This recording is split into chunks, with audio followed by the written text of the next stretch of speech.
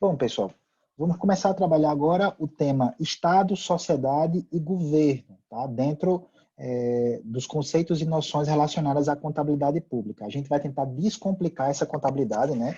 Trabalhar a contabilidade de uma forma fácil, descomplicando. Obviamente que a forma como eu vou lidar com vocês nessas nossas aulas que a gente está passando é numa linguagem mais para iniciantes, tá? Obviamente que nos cursos que a gente dá de pós-graduação, cursos específicos para concurso ou para exame de suficiência, quando é direcionado para profissionais que já militam na área, a gente utiliza uma linguagem mais rebuscada, a gente eleva um pouco o nível. Nessas nossas aulas, o nosso público-alvo são alunos, profissionais, pessoas que estão iniciando na área pública, eu estou tentando entender sobre o que é a área pública, para que vocês possam assimilar os conhecimentos básicos, tá? Então, para que eu atenda às expectativas de vocês, o nosso grande objetivo é o público que está iniciando na contabilidade pública. A gente vai tentar desmistificar e tratar esses assuntos numa linguagem mais coloquial, uma linguagem mais simples. A gente vai relevar conceitos ou termos que sejam mais rebuscados, até para facilitar a compreensão e o conhecimento de quem não milita na área, tá, pessoal? Bom, então nós vamos tratar nessa videoaula de hoje o tema Estado, Sociedade e Governo, tá? Esses são os temas que a gente vai tratar na nossa aula.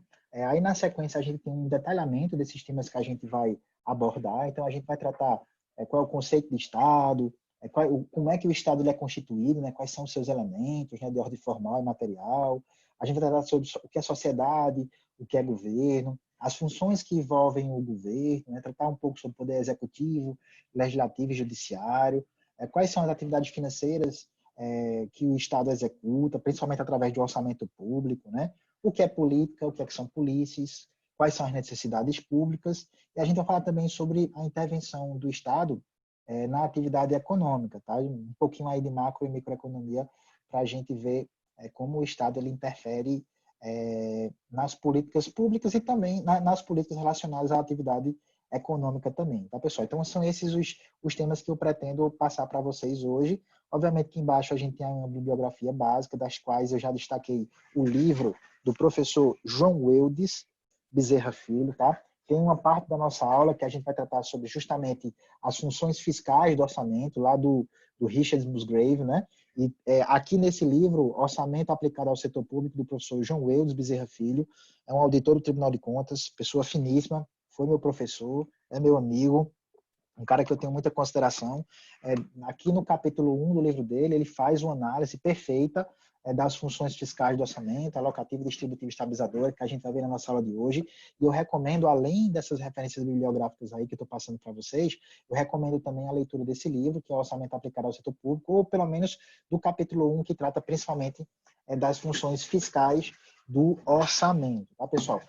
Fazendo aí já uma propagandazinha para o professor João Eudes, para garantir a amizade, tá? Então vamos começar com o nosso primeiro tema aí, que é tratando sobre o Estado, né? O Estado. Eu, quando era mais novo, mais jovem, eu era um pouco revoltado com a vida, né? Então eu me perguntava, quando eu via alguma reportagem sobre algum escândalo de corrupção, eu me perguntava, para que existe o Estado? É um absurdo, a iniciativa privada é muito mais eficiente do que a iniciativa pública. Por que isso está acontecendo? Qual o motivo? O mais interessante é que tudo fosse administrado pela iniciativa privada. Eu tinha as minhas reclamações comuns, como todo mundo tem. Mas, com o passar do tempo, a gente foi amadurecendo e a gente passou a compreender por que o Estado existe. A gente pode explicar a existência do Estado sobre várias vertentes. Pela vertente antropológica, pela vertente social, pela vertente jurídica, pela vertente histórica, bem como de outras vertentes, a gente pode justificar por que o Estado ele existe. Qual o sentido do Estado existir? Tá? Eu, particularmente, gosto muito da visão do professor Bernardo. Tá? O professor Bernardo Ribeiro de Moraes, ele faz uma abordagem de como surgiu o Estado. Por que o Estado ele existe? Eu, particularmente, gosto bastante dessa visão do professor Bernardo Ribeiro de Moraes. Então, o que é que o professor Bernardo Ribeiro de Moraes ele constrói na sua justificativa da existência do Estado frente a diversas outras vertentes que defendem a sua não existência? Tá? Primeiro, ele diz o seguinte, que o ser humano, na visão dele, o ser humano primitivo, por uma questão de sobrevivência, o homem das cavernas, por exemplo, por uma questão de sobrevivência, ele se juntava a outros grupos de pessoas para sobreviver. Primeiro, em relação ao ataque de animais, né, segundo a teoria aí do professor Bernardo Ribeiro de Moraes, tá? Ou também a invasão de outras tribos ou grupos de pessoas maiores, tá? Então, eles sozinhos eram mais frágeis, mais vulneráveis a essas ameaças externas. E, em conjunto, eles se tornavam mais fortes, tá? Então, primeiro, a gente tem, na visão do professor Bernardo Ribeiro de Moraes, que o homem ele é um ser que precisa conviver com outros, tá? E tem essa tendência de viver em sociedade, principalmente pelo aspecto de sobrevivência, tá? Sobrevivência. Então, essa é a primeira vertente que o professor, no raciocínio que ele justifica a existência do Estado, né, o professor Bernardo Ribeiro de Moraes, ele trata isso.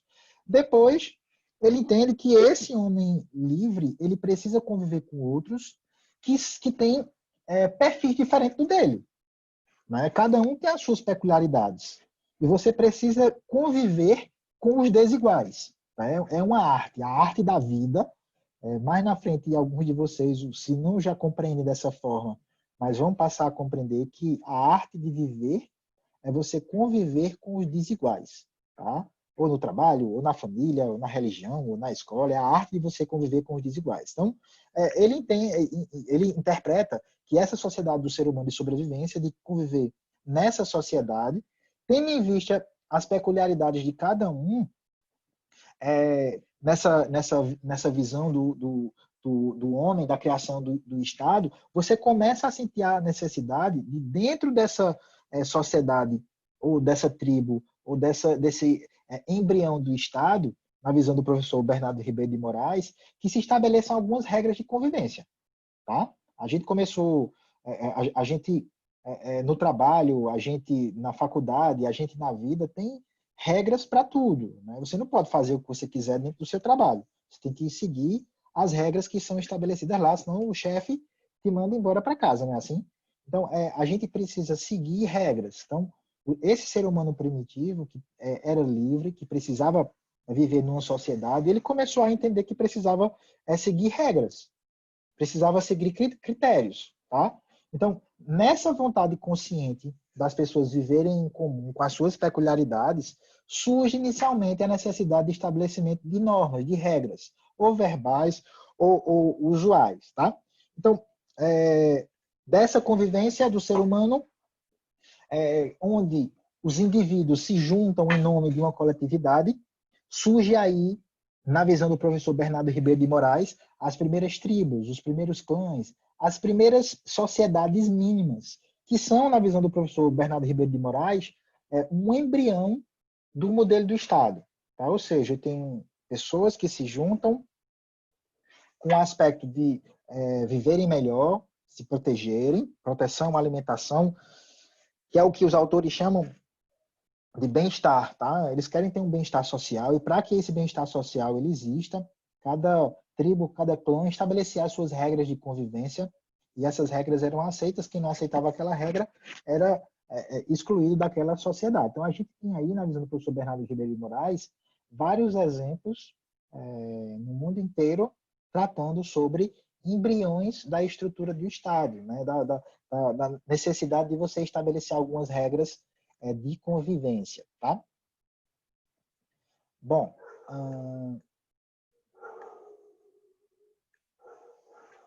como é que o Estado ele agora passa a surgir com mais força, né? Naquelas tribos que a gente falou recentemente, né, que a gente apresentou agora recentemente, você tinha que nomear alguém para representar todos, concorda? Então você tinha lá aquele clã, aquela tribo lá no nome das cavernas, e ele nomeava alguém que falasse em nome de todos. Era como se fosse o líder. Nesse modelo de Estado embrionário, que não é diferente do modelo moderno hoje de Estado, nós temos que ter uma autoridade, nós temos que ter normas, nós temos que ter regras que estabeleçam a estrutura desse Estado. Qual o seu tamanho, qual a liberdade que a sociedade tem dentro dessa estrutura, qual a liberdade que o próprio Estado tem de atuar dentro dessa estrutura. Você tem que estabelecer lá regras. E, geralmente, essas regras são estabelecidas através de leis. Né? Nós temos aí alguns países a própria Constituição, que é tida como uma lei maior, como é no caso brasileiro e no caso norte-americano, que estabelece as regras de estruturação desse Estado. Tá? Como é a sua estrutura, quais são os seus limites, qual é a sua divisão, quais são as suas atribuições, quais são os seus objetivos. Tá? Então, nessa evolução do modelo de Estado, hoje a gente pode ver mais nitidamente, fazendo uma comparação lá com a visão do professor Bernardo Ribeiro de Moraes, que o que a gente pretende viver hoje não é diferente do Homem das Cavernas, não. A gente quer viver mais. A gente quer ter um bem-estar social, bem-estar coletivo. Mas, obviamente, para que nós tenhamos um bem-estar social coletivo, todos nós temos que obedecer a essas regras estabelecidas, ou através de uma Constituição, ou através das leis que são estabelecidas para a manutenção desse bem-estar social. As pessoas precisam viver melhor, precisam viver bem, mas precisam seguir essas regras de convivência desse modelo do Estado. Então, aí em vermelho embaixo aparece, a lógica do Estado tem como fundamento a necessidade de convivência social comum, com que objetivo? Gerar o bem-estar social, para que as pessoas elas consigam viver de uma maneira boa nesse modelo de Estado. As pessoas precisam seguir essas regras e precisam seguir essas diretrizes que são estabelecidas pelos nossos governantes, né? Bom, eu tinha dito a vocês que o conceito de Estado ele pode ser tratado tanto na esfera jurídica como na esfera filosófica até, ou como na esfera ideológica, tá? Eu particularmente gosto muito desses conceitos jurídicos que eu estou colocando aí na tela para vocês, do professor Sérgio Junde e do professor Cropali, que eles tratam o que é o Estado. Acompanhem comigo aí na tela essa visão aí do professor Sérgio Junde sobre o que é o Estado, tá? Eu acho muito interessante essa visão. Ele diz lá, ó, o Estado é a sociedade humana juridicamente organizada dentro de um território com um governo para a realização de determinado fim. E que fim é esse? O bem-estar social. As pessoas querem viver mais, querem viver melhor, tá? Então essa é a visão aí do professor Sérgio Júnior. Eu destacaria alguns pontos dessa definição. Primeiro, ele diz que o Estado é uma sociedade humana juridicamente organizada. Quando ele diz que ela é juridicamente organizada, é porque existem leis, existem regulamentos que estabelecem esse sistema de Estado. Como é que ele é criado? Como é que é o sistema político? Como é que é o sistema administrativo? Como é que ele funciona? Como é que a sociedade deve se comportar? Tá? Então, o primeiro ponto que eu destaco da definição de Estado é esse aspecto aí, que é o aspecto que o professor Sérgio Júnior fala, de juridicamente organizado. Segundo ponto que o professor Sérgio Júnior fala, dentro de um território, então tem que existir um limite aí, o território, com um governo, tem que ter alguém para comandar, né, representar, fazendo analogia lá com a visão do professor Bernardo Ribeiro de Moraes, né, aquelas tribos, aqueles clãs tinham lá o representante daquela tribo, daquele clã, né? E se a gente analisar até a própria Bíblia, né, a Bíblia ela tem diversos relatos de tribos, de clãs, de povos que surgiram, né, no decorrer da história bíblica, tratando sobre isso também, né? Custa nada a gente também fazer um paralelo também com os aspectos religiosos também. Por que não? Né? A gente pode também tratar sobre o Estado no aspecto religioso também, não há problema nenhum quanto a isso, tá? E a outra definição que nós temos aí muito interessante do que é o Estado é a definição do professor Cropali. Observem a definição que ele traz, que ele passa para a gente sobre o que é o Estado. Ele diz, ó, acompanhem comigo, o Estado compreende a pessoa jurídica soberana constituída de um povo organizado sobre um território, sob o comando de um poder supremo, para fins de defesa, ordem, bem-estar e progresso social. Veja que definição interessante. Veja que o professor Cropali também repete alguns aspectos que foram definidos na definição de Estado do professor Sérgio Júnior, como é o caso aí de território. Veja que o professor também Cropali, ele frisa mais uma vez essa questão. Frisa também sobre a questão do poder supremo, tá? Mas ele traz aí um aspecto extremamente importante nessa definição de Estado, que é o objetivo desse Estado. Né? Essa estrutura aí do Estado, ela tem fins de quê? Para defesa de ordem, bem-estar e progresso social. Eu particularmente gosto muito dessa definição aí, desses dois autores tratando sobre o Estado. Então, Preste atenção, concurseiro. Preste atenção, aluno que está se preparando aí para o exame de eficiência ou qualquer outro tipo de exame que exija esses conteúdos relacionados a esses temas que nós estamos tratando. Quais são os três elementos constitutivos do Estado? Três: povo, território e governo. Tá? Eu só posso chamar de Estado algum modelo que acumule, some esses três elementos, tá? Povo, território e governo.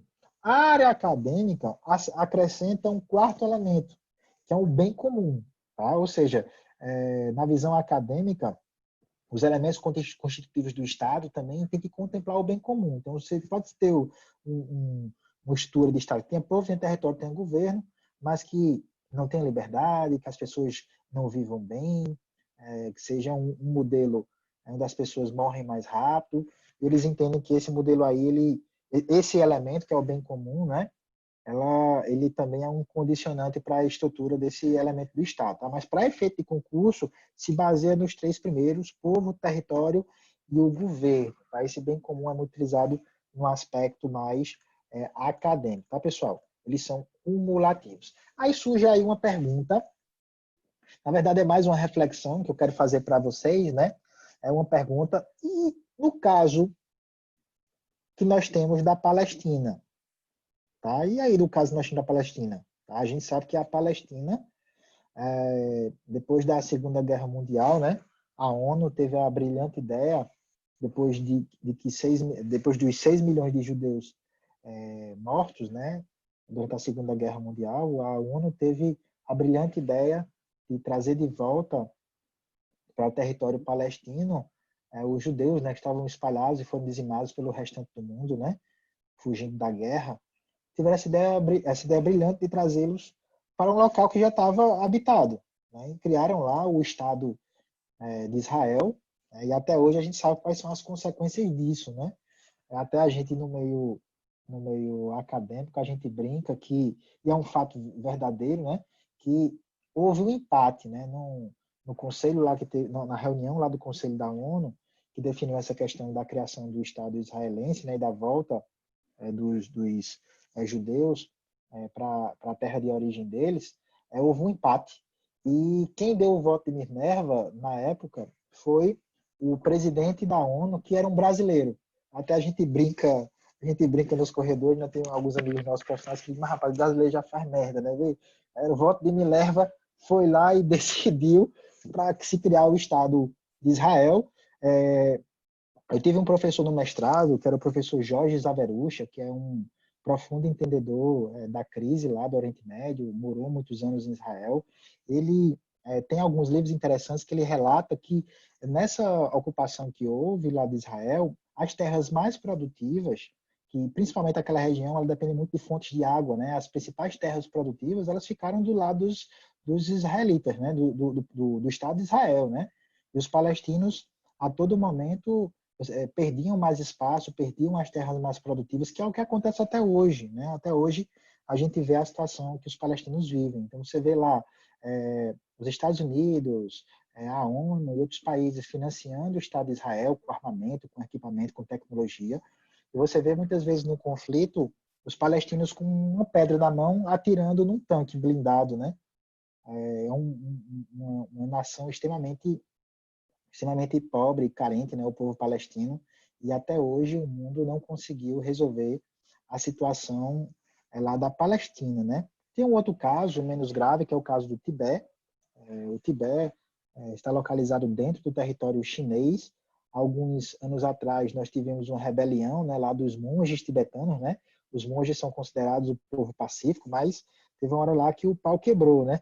E os monges se rebelaram pedindo a independência do Estado chinês, e a China não abre mão de jeito nenhum do território do Tibete, um outro conflito. Temos também a situação aí dos Países Bascos, né? Inclusive, até o próprio, para quem gosta de futebol, como eu, né, que acompanha jogos de futebol, o time do Barcelona, né, que é um time famoso, onde Lionel Messi joga, né?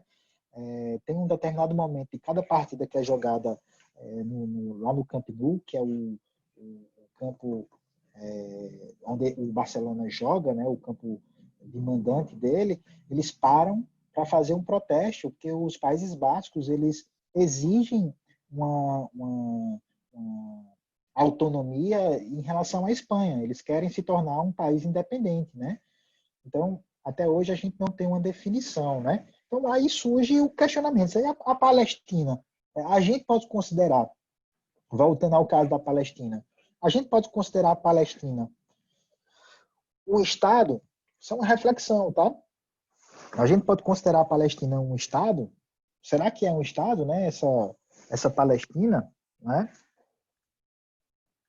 Aí tá só um mapazinho mostrando, né, a estrutura. A gente vai ver agora um videozinho, pessoal, tratando justamente sobre os conflitos, né, para a gente entender um pouco melhor como é que funciona essa questão dos conflitos lá na Palestina. Pessoal, eu só queria que quando começasse aí o vídeo, vocês dessem um okzinho se vocês estão conseguindo ouvir bem o áudio do vídeo, tá, pessoal? Para não acontecer de eu liberar aqui o áudio e vocês não conseguirem escutar nada, eu preciso configurar aqui o nosso equipamento. Essas aulas, a gente trabalha de forma amadora nelas, tá? Então, eu peço que vocês façam só um ok aí, se vocês estão conseguindo ver direitinho, escutar direitinho o conteúdo do vídeo, tá? Vamos lá. O conflito entre israelenses e palestinos é milenar. Ao longo dos séculos, os dois povos, descendentes dos mesmos grupos étnicos, foram protagonistas de várias desavenças religiosas e disputas de terra. Os confrontos se intensificaram depois da Segunda Guerra Mundial.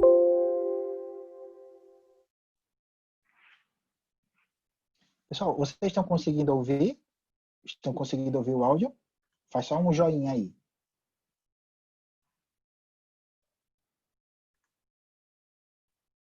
Vou voltar novamente, tá? Me perdoem aqui que eu acabei tirando o vídeo.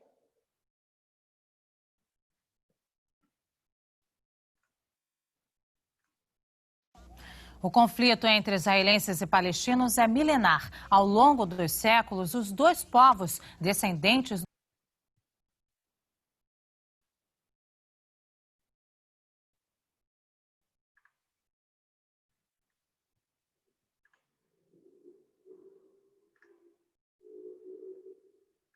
dos mesmos grupos étnicos, foram O conflito entre israelenses e palestinos é milenar. Ao longo dos séculos, os dois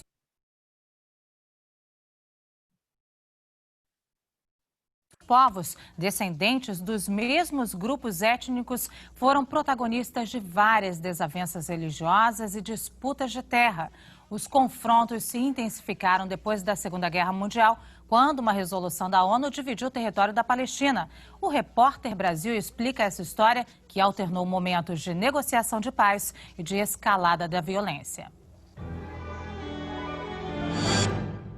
A demanda pela criação do Estado de Israel se fortaleceu no fim da Segunda Guerra Mundial, depois do extermínio de 6 milhões de judeus. Em 1947, a Assembleia Geral da ONU aprovou a divisão da região ocupada pela Grã-Bretanha no Oriente Médio. Uma parte formaria Israel e outra um Estado palestino. A resolução da ONU fixou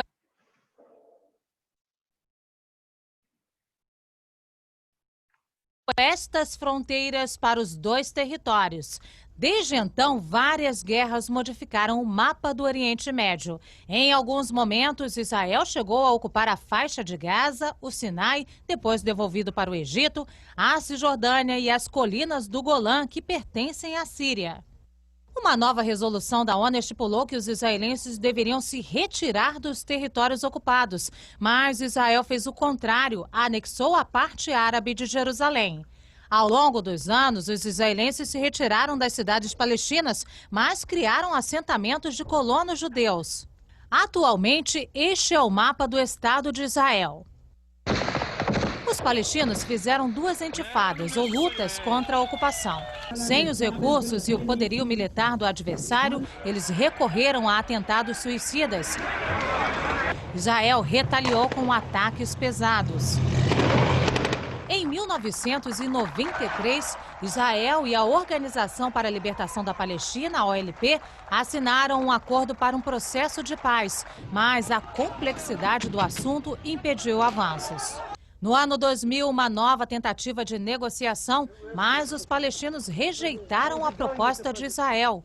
Depois da eleição do conservador Ariel Sharon, Israel começou a construir um muro para separar o país das áreas palestinas. A situação se complicou com uma divisão entre os palestinos. O grupo Hamas passou a dominar a faixa de Gaza, enquanto a autoridade palestina controla a Cisjordânia.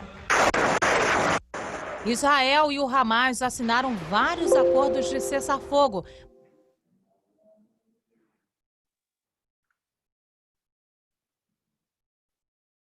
Mas a trégua foi rompida em muitos momentos. Os palestinos reclamam da política de expansão de assentamentos adotada por Israel.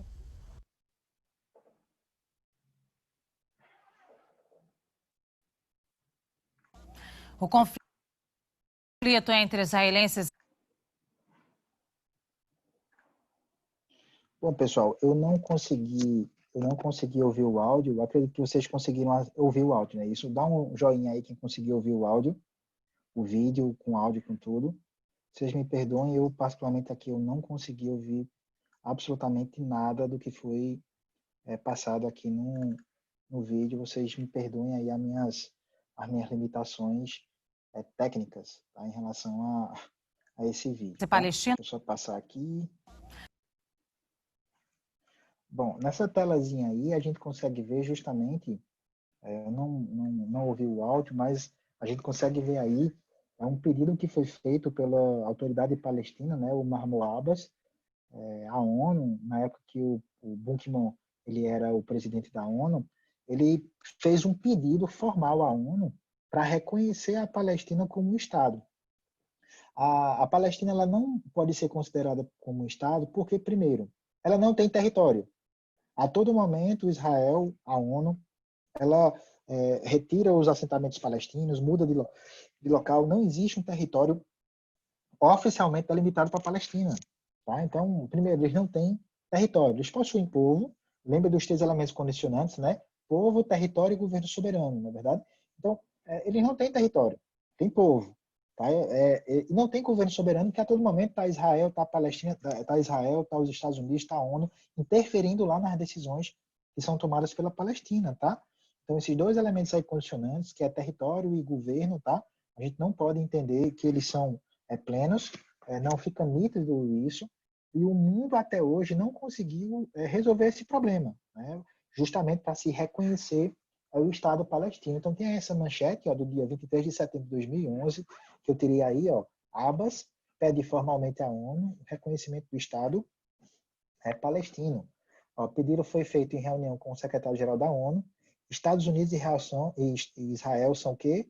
Contrários ao reconhecimento e querem mais negociações. Tá? E entra na esfera política. Né? Então, a gente não pode considerar a Palestina como Estado porque ela não possui os 3 elementos condicionantes, que é povo, território e governo soberano. Então, pessoal, veio, na esfera de concurso, esses 3 elementos condicionantes, que é povo, território e governo soberano, eles estão divididos nessa estrutura aqui,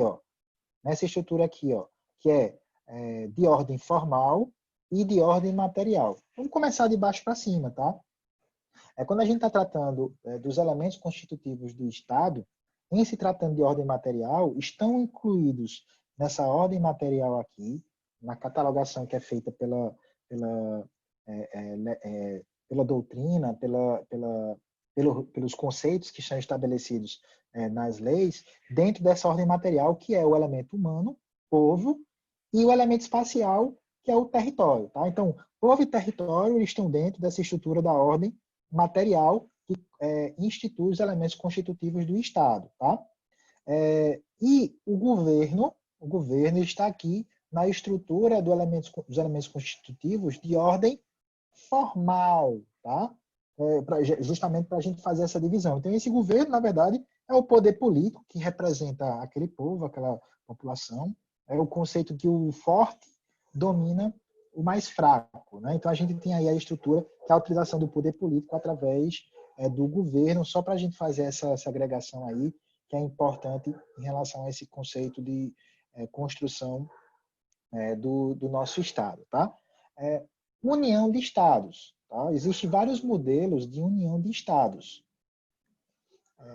Nós temos aí a união pessoal e real, nós temos o modelo de confederação e nós temos o modelo de federação. Tá? Isso aí são alguns modelos que existem no mundo tratando sobre formas que o Estado ele pode se unir. O primeiro exemplo aí que a gente tem da união pessoal, que aconteceu na Grã-Bretanha e na Irlanda de 1714 até 1801, que é a chamada união pessoal, é quando o chefe do Estado ele é o mesmo em dois estados distintos, tá? Mas não há a junção desses estados, continuam estados independentes, mas com única figura representando esses dois estados, como aconteceu aí na Grã-Bretanha e na Irlanda, de 1714 a 1801. O outro modelo é a União Real. Nesse caso, na União Real, é a união de vários outros estados, eles são fundidos, né? Embora que eles continuem ainda com a sua liberdade interna, mas eles sempre são representados por um chefe na União, tá? Como se fosse um grande representante daqueles estados menores. Nós temos um modelo de confederação também, que ele foi um protótipo do modelo de federação que é utilizado hoje pelos Estados Unidos da América, tá? Na verdade, o modelo de confederação ele surgiu inicialmente com a necessidade dos Estados americanos se tornarem independentes em relação à coroa inglesa, tá? Então, apenas para o aspecto de proteção, os Estados americanos eles se juntaram caso a coroa inglesa reivindicasse o poder, né, o poder político sobre aqueles estados, eles teriam mais força se juntos. Então, o modelo de confederação é a união de estados especificamente para o aspecto de defesa. Internamente, todas as colônias americanas, elas continuaram independentes, mas a única especificamente para o aspecto de defesa, aspecto externo, eles se juntaram para poder se defender em relação à possível retaliação da coroa inglesa. E deu muito certo esse modelo de confederação. Tá? Eles conseguiram se tornar independentes e evoluíram esse modelo de confederação para um modelo federado, tá? Que a gente vai ver um pouquinho mais na frente o que seria esse modelo federado.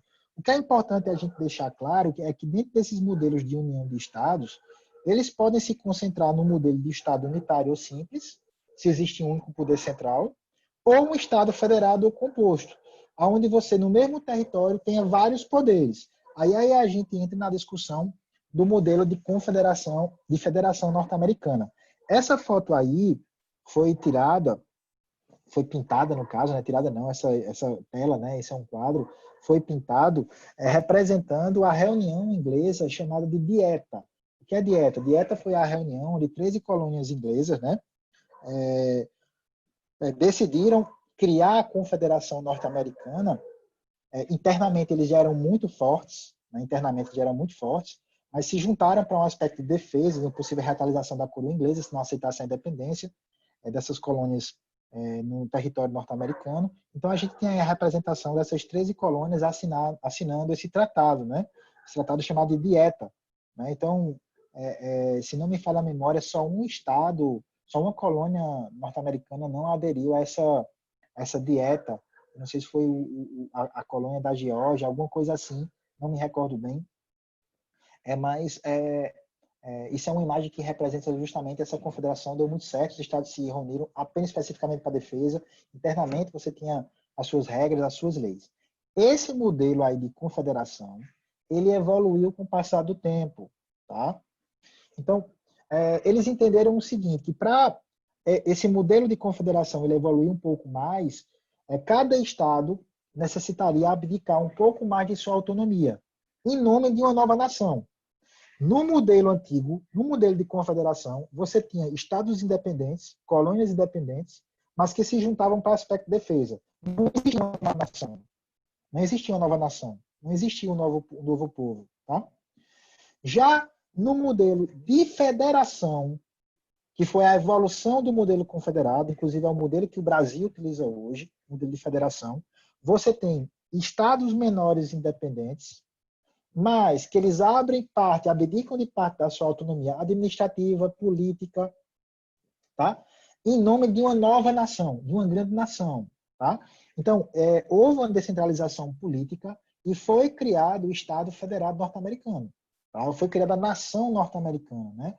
Os Estados Federados norte-americanos, cada um, obviamente, respeitando as suas peculiaridades, mas você tendo essa divisão na estrutura de União, Estados e municípios, cada um com suas atribuições, com suas prerrogativas, com as suas regras, com o seu poder político, com o seu poder administrativo, mas no aspecto interno e externo existe uma nação, em nome de todos, como é o caso aqui do Brasil. No Brasil nós temos os nossos estados independentes, nós temos nossos municípios independentes, com poderes independentes administrativos, políticos, mas cada uma dessas esferas, municípios, estados e a União, ela tem direitos e tem obrigações. Só para a gente entender um pouco mais sobre direitos e obrigações e competências relacionadas a essa divisão do modelo Estado Federado, vamos ver o modelo do sistema de ensino brasileiro. Tá? No modelo de ensino brasileiro, o ensino brasileiro é financiado pelas 3 esferas. O ensino infantil e fundamental é uma obrigação constitucional dos municípios, ensino infantil e fundamental. O ensino médio é uma obrigação dos governos estaduais.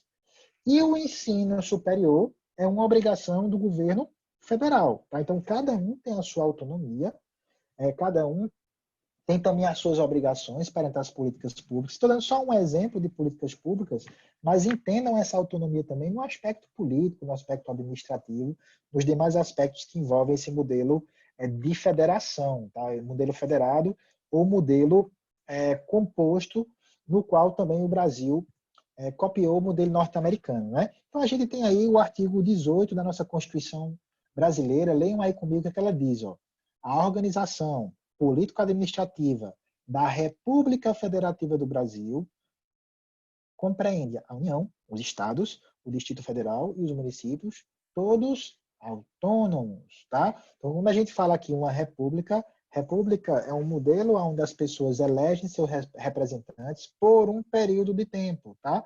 Então, você tem uma república federativa. Então, o que é uma república federativa? Federativa é a união de pequenos estados que convivem político-administrativamente de forma autônoma, mas também abre um pouco de autonomia para que seja criada uma nova nação, que é o Brasil, um novo Estado federado, com direitos e também com as suas respectivas obrigações. Tá?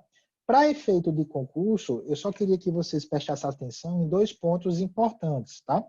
Primeiro, comparando o modelo brasileiro de federação com o modelo norte-americano. Tá? Nós copiamos literalmente o modelo norte-americano.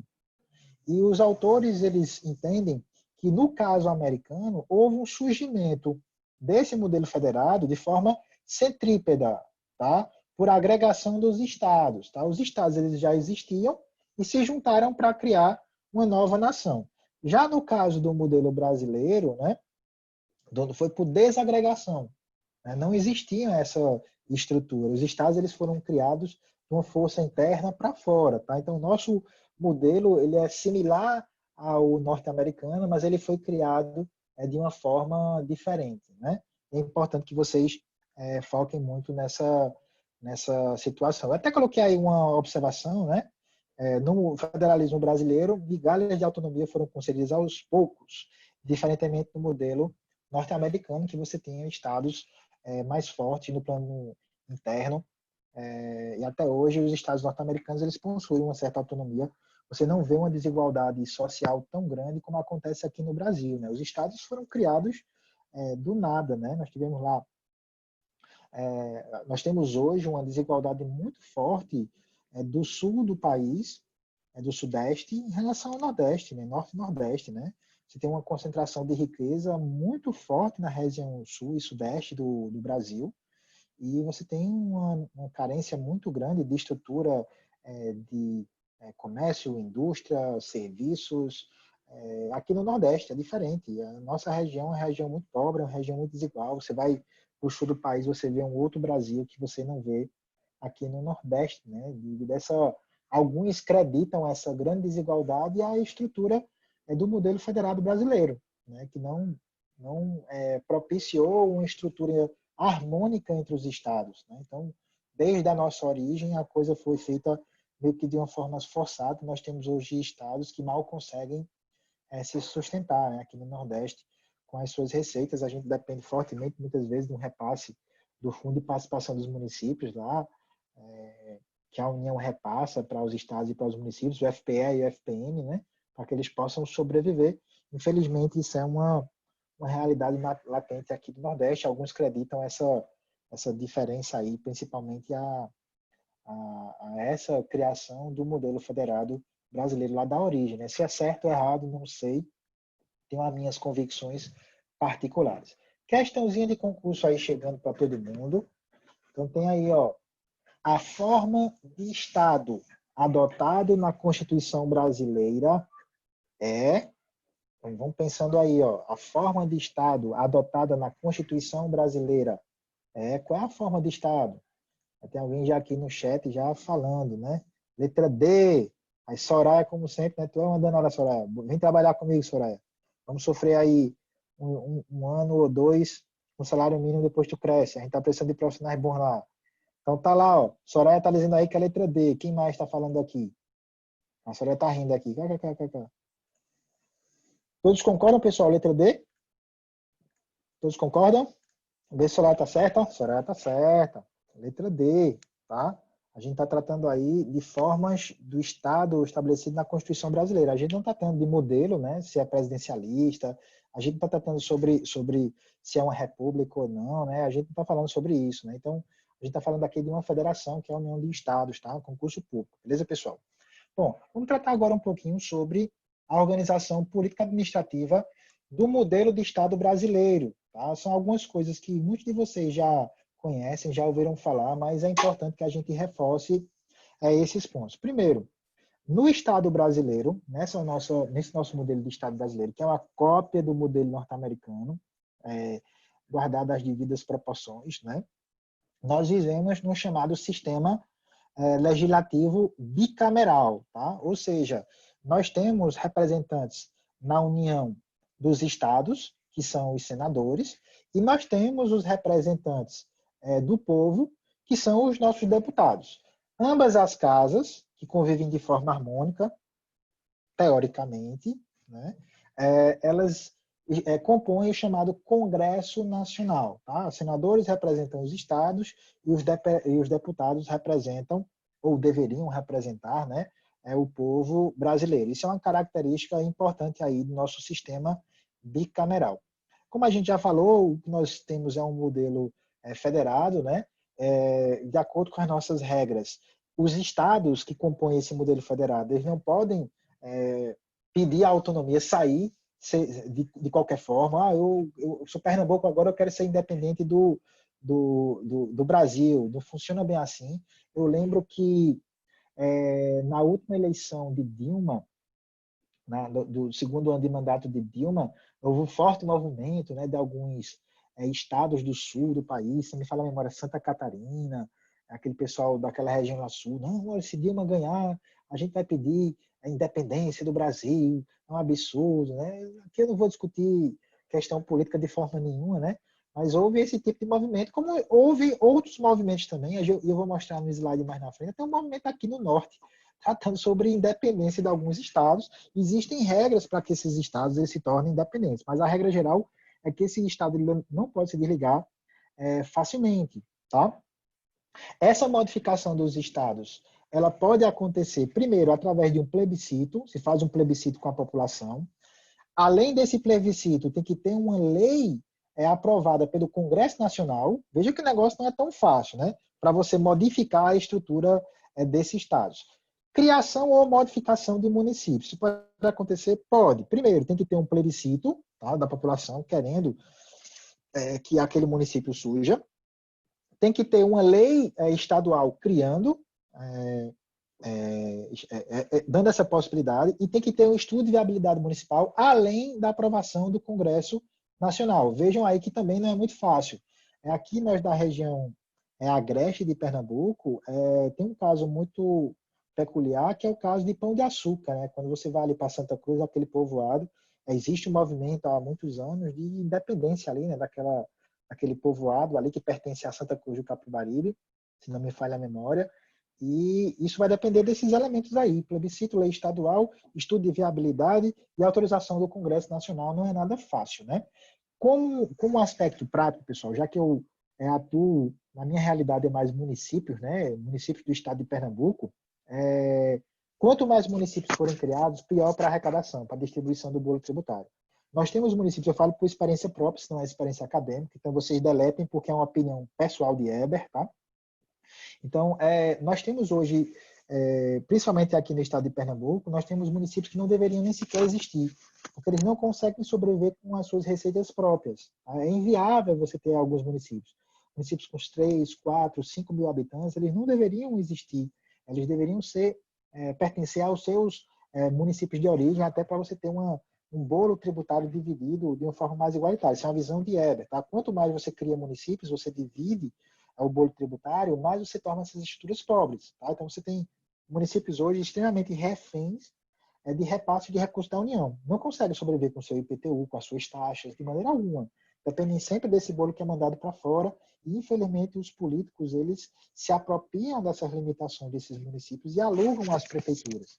Né? Eles compram boa parte das eleições. Nós temos clãs ainda que dominam os municípios pequenos. Você tem geralmente duas famílias. A gente falou muito sobre o voto de Cabresto, mas não é muito diferente hoje não, tá? Você tem lá dois grandes grupos que têm muito dinheiro, são influentes e ficam se alternando no poder a vida inteira, né? A gente pode dar até um exemplo aqui de Caruaru. Eu vou completar 40 anos agora em novembro, dia 2 de novembro, logo dia dos mortos eu nasci. Vê que azar da gota. Então, desde que eu nasci aqui em Caruaru, é sempre. Saiu Draito, né? Quando eu era pequeno, aí entrou Queiroz, Zé. Depois Zé, João. Aliás, Queiroz, João. Depois João, Queiroz. Queiroz, João. Aí entrou um Tony já no meio, né? Aí depois saiu, mas ainda voltou agora para Raquel. Veja como são as coisas. Eu não estou aqui fazendo crítica nenhuma, até porque Raquel Leite tem feito um trabalho, na minha opinião, muito bem feito aqui na cidade de Caruaru. Eu sempre curto as postagens dela no Instagram, mesmo tendo outras predileções políticas aqui na cidade, mas eu curto. Raquel fez um trabalho muito interessante, também recebeu aí um dinheiro de empréstimo também, deu para calçar muita rua, muita coisa, tá? Mas você vê aí que não há alternância de poder, né?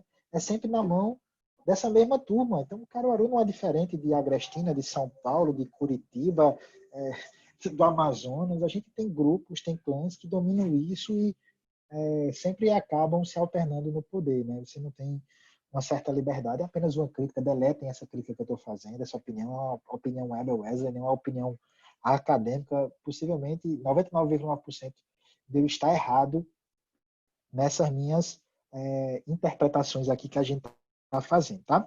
Outra característica dessa organização política administrativa do Estado brasileiro é que nós vivemos no Estado laico, tá? Ou seja, onde há a separação do Estado e da Igreja, da religião. Tá?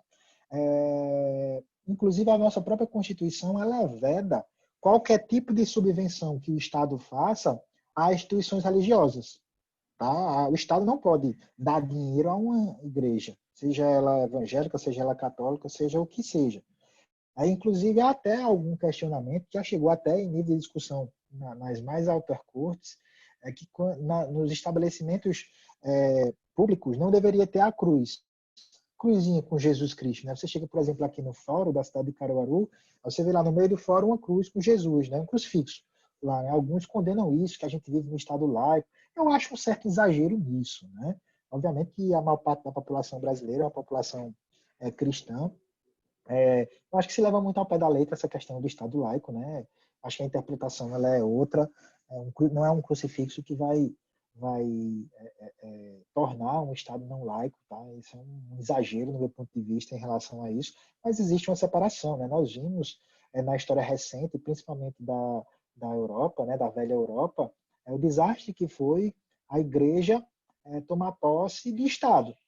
Né? Nós tivemos aí alguns exemplos absurdos, né? Principalmente aí na Santa Inquisição e outras situações, onde milhões de pessoas foram mortas, queimadas, acusadas de bruxaria, de trabalhar contra a igreja, contra o papado e outras coisas mais. E a gente viu que a história disso aí não deu muito certo, não, né? Então, é por isso que existe cláusulas pétreas na nossa Constituição. Dentre elas, tem aí a separação do Estado e da Igreja, porque a gente não quer envolver religião com política. São duas coisas, pessoal, que não se mistura, tá? Não deve se misturar. Religião é uma coisa, política é outra. A gente não deve, na minha visão, a gente não deve misturar essas duas situações. Não deu muito certo isso na história, tá, pessoal? Então, dentro dessa organização política administrativa, não existe distinção entre brasileiros, teoricamente, pelo menos é o que a gente imagina, pelo menos é o que a gente pensa. Pessoal, eu não tinha dito que anteriormente que tinha um caso aqui no norte, né, tratando sobre independência de alguns estados, né, em relação ao Brasil, né? Nós tivemos aí um caso alguns anos atrás, vê essa matéria aí, que eu tirei do dia 5 de agosto de 2011. Né? Vocês lembram, não sei se algum de vocês lembram, mas o estado do Pará fez um plebiscito para se tornar independente do Brasil. Né? Lá em 2011, foi naquela época que aquele jogador, era um jogador do Santos, jogador Ganso, né? Que jogou com o Neymar na época, surgiu logo na base lá do Santos com o Neymar. Ele é do estado do Pará e ele fez campanha, né? Ele fez campanha contra a divisão do estado. Então ele foi garoto propaganda lá. Tá até aqui a imagenzinha dele aqui embaixo, ó, até com o Neymar ele aqui com a camisa vermelha aqui embaixo, fazendo. Aqui ele está comemorando um título, obviamente, mas ele está, se não me engano, isso aqui é a bandeira do Pará, é alguma coisa assim. Alguém pesquisa aí para ver se eu estou certo ou estou errado. Mas eu acho que o Ganso aqui está com a blusa que faz alusão ao Pará. Alguma coisa assim. E isso não prosperou, tá? Houve um plebiscito lá, eu não me recordo o resultado, mas o estado do Pará continua na estrutura brasileira, até porque ele dependeria de todas aquelas condicionantes do plebiscito, da lei estadual, e os estados eles não podem se tornar independentes com tanta facilidade como se pensa, tá, pessoal? E é até bom que isso tenha passado, e é bom a gente relembrar, como eu gosto muito de futebol, né, dessa época aí, porque realmente nessa época esse Ganso jogou, acho que foi o único ano que o Ganso jogou foi 2011. O futebol do Ganso se apagou até hoje. A gente nunca mais viu o Ganso jogar como ele jogou em 2011. Hoje eu estou muito afiado, né? Estou muito venenoso. Deixa eu limpar aqui o veneno no canto da boca. Estou muito venenoso hoje. Bom, pessoal, sociedade. Vamos tratar aí rapidinho sobre sociedade, né? A sociedade é um conjunto de seres que convivem de forma organizada, obviamente com as suas características, né? A palavra sociedade ela vem do latim, societas, que significa associação amistosa com outros. Tem essa pintura aí, pintura da China no século X, né? Aliás, pintura do século XII, perdão. Versão da dinastia Song. Isso aí é uma festa noturna de Zhang Shizai, original de Gun Hongzhou. É uma obra-prima da arte da época, retratando servos, músicos, monges, crianças e hóspedes. Interessante, né? Observem aí um pouquinho essa tela que mostra como eram as festas, né? Como era a cultura chinesa. É uma cultura muito rica, a cultura chinesa. Aqui a gente, do outro lado do mundo, não tem tanto contato em relação à China, mas o conhecimento que eles têm acumulado na área de medicina, na área de ciência, de filosofia, de arte, de guerra, de tudo. Os caras são fantásticos. Infelizmente, a distância ela atrapalhou muito que a gente aqui, do outro lado do mundo, bebesse nessa fonte, né? A gente foi muito bombardeado com cultura, com obras literárias da Europa, dos Estados Unidos, né? E a gente viu que naturalmente se afastou da cultura chinesa, mas é uma cultura riquíssima. É um dos países que eu pretendo um dia conhecer, mesmo sendo a origem aí da Covid, né, os que falam, mas quando a situação passar, eu tenho muita vontade de conhecer a cultura chinesa, passar alguns dias lá de férias para conhecer, porque a gente aprende muito quando lê materiais que são disponibilizados pela cultura chinesa, né, pela cultura da China. É uma região muito rica em todos os aspectos, né? Então, tá aí mostrando a sociedade. A sociedade é isso, com sua cultura, são as pessoas convivendo em comum. conviver com desiguais. Conviver com desiguais, tá? Essa é a arte da vida. Pessoal, eu vou tentar passar aqui para vocês agora mais um videozinho bem interessante aí desse cara que é uma sumidade aqui no Brasil, né? Cortella. Possivelmente eu não vou conseguir ouvir aqui. Aí eu queria que quando eu desse um ok aqui no vídeo, vocês dessem um joinha aí se vocês estão conseguindo ouvir bem, tá, pessoal? Esse conteúdo que eu vou passar agora para vocês, beleza? Vamos lá. O noticiário é incessante sobre corrupção. Parece que todo mundo é bandido, desonesto, corrupto, mas a maioria somos nós, os honestos, que não roubamos, não superfaturamos, pagamos os nossos impostos. Agora, como fazer com que essa ética básica ganhe força suficiente para atacar a corrupção na raiz? Por que alguns de nós são honestos e outros não? A gente vai começar perguntando ao nosso convidado de hoje, o filósofo, educador, Mário Sérgio Cortella. Mas antes tem uma questão inicial, né? Tipo,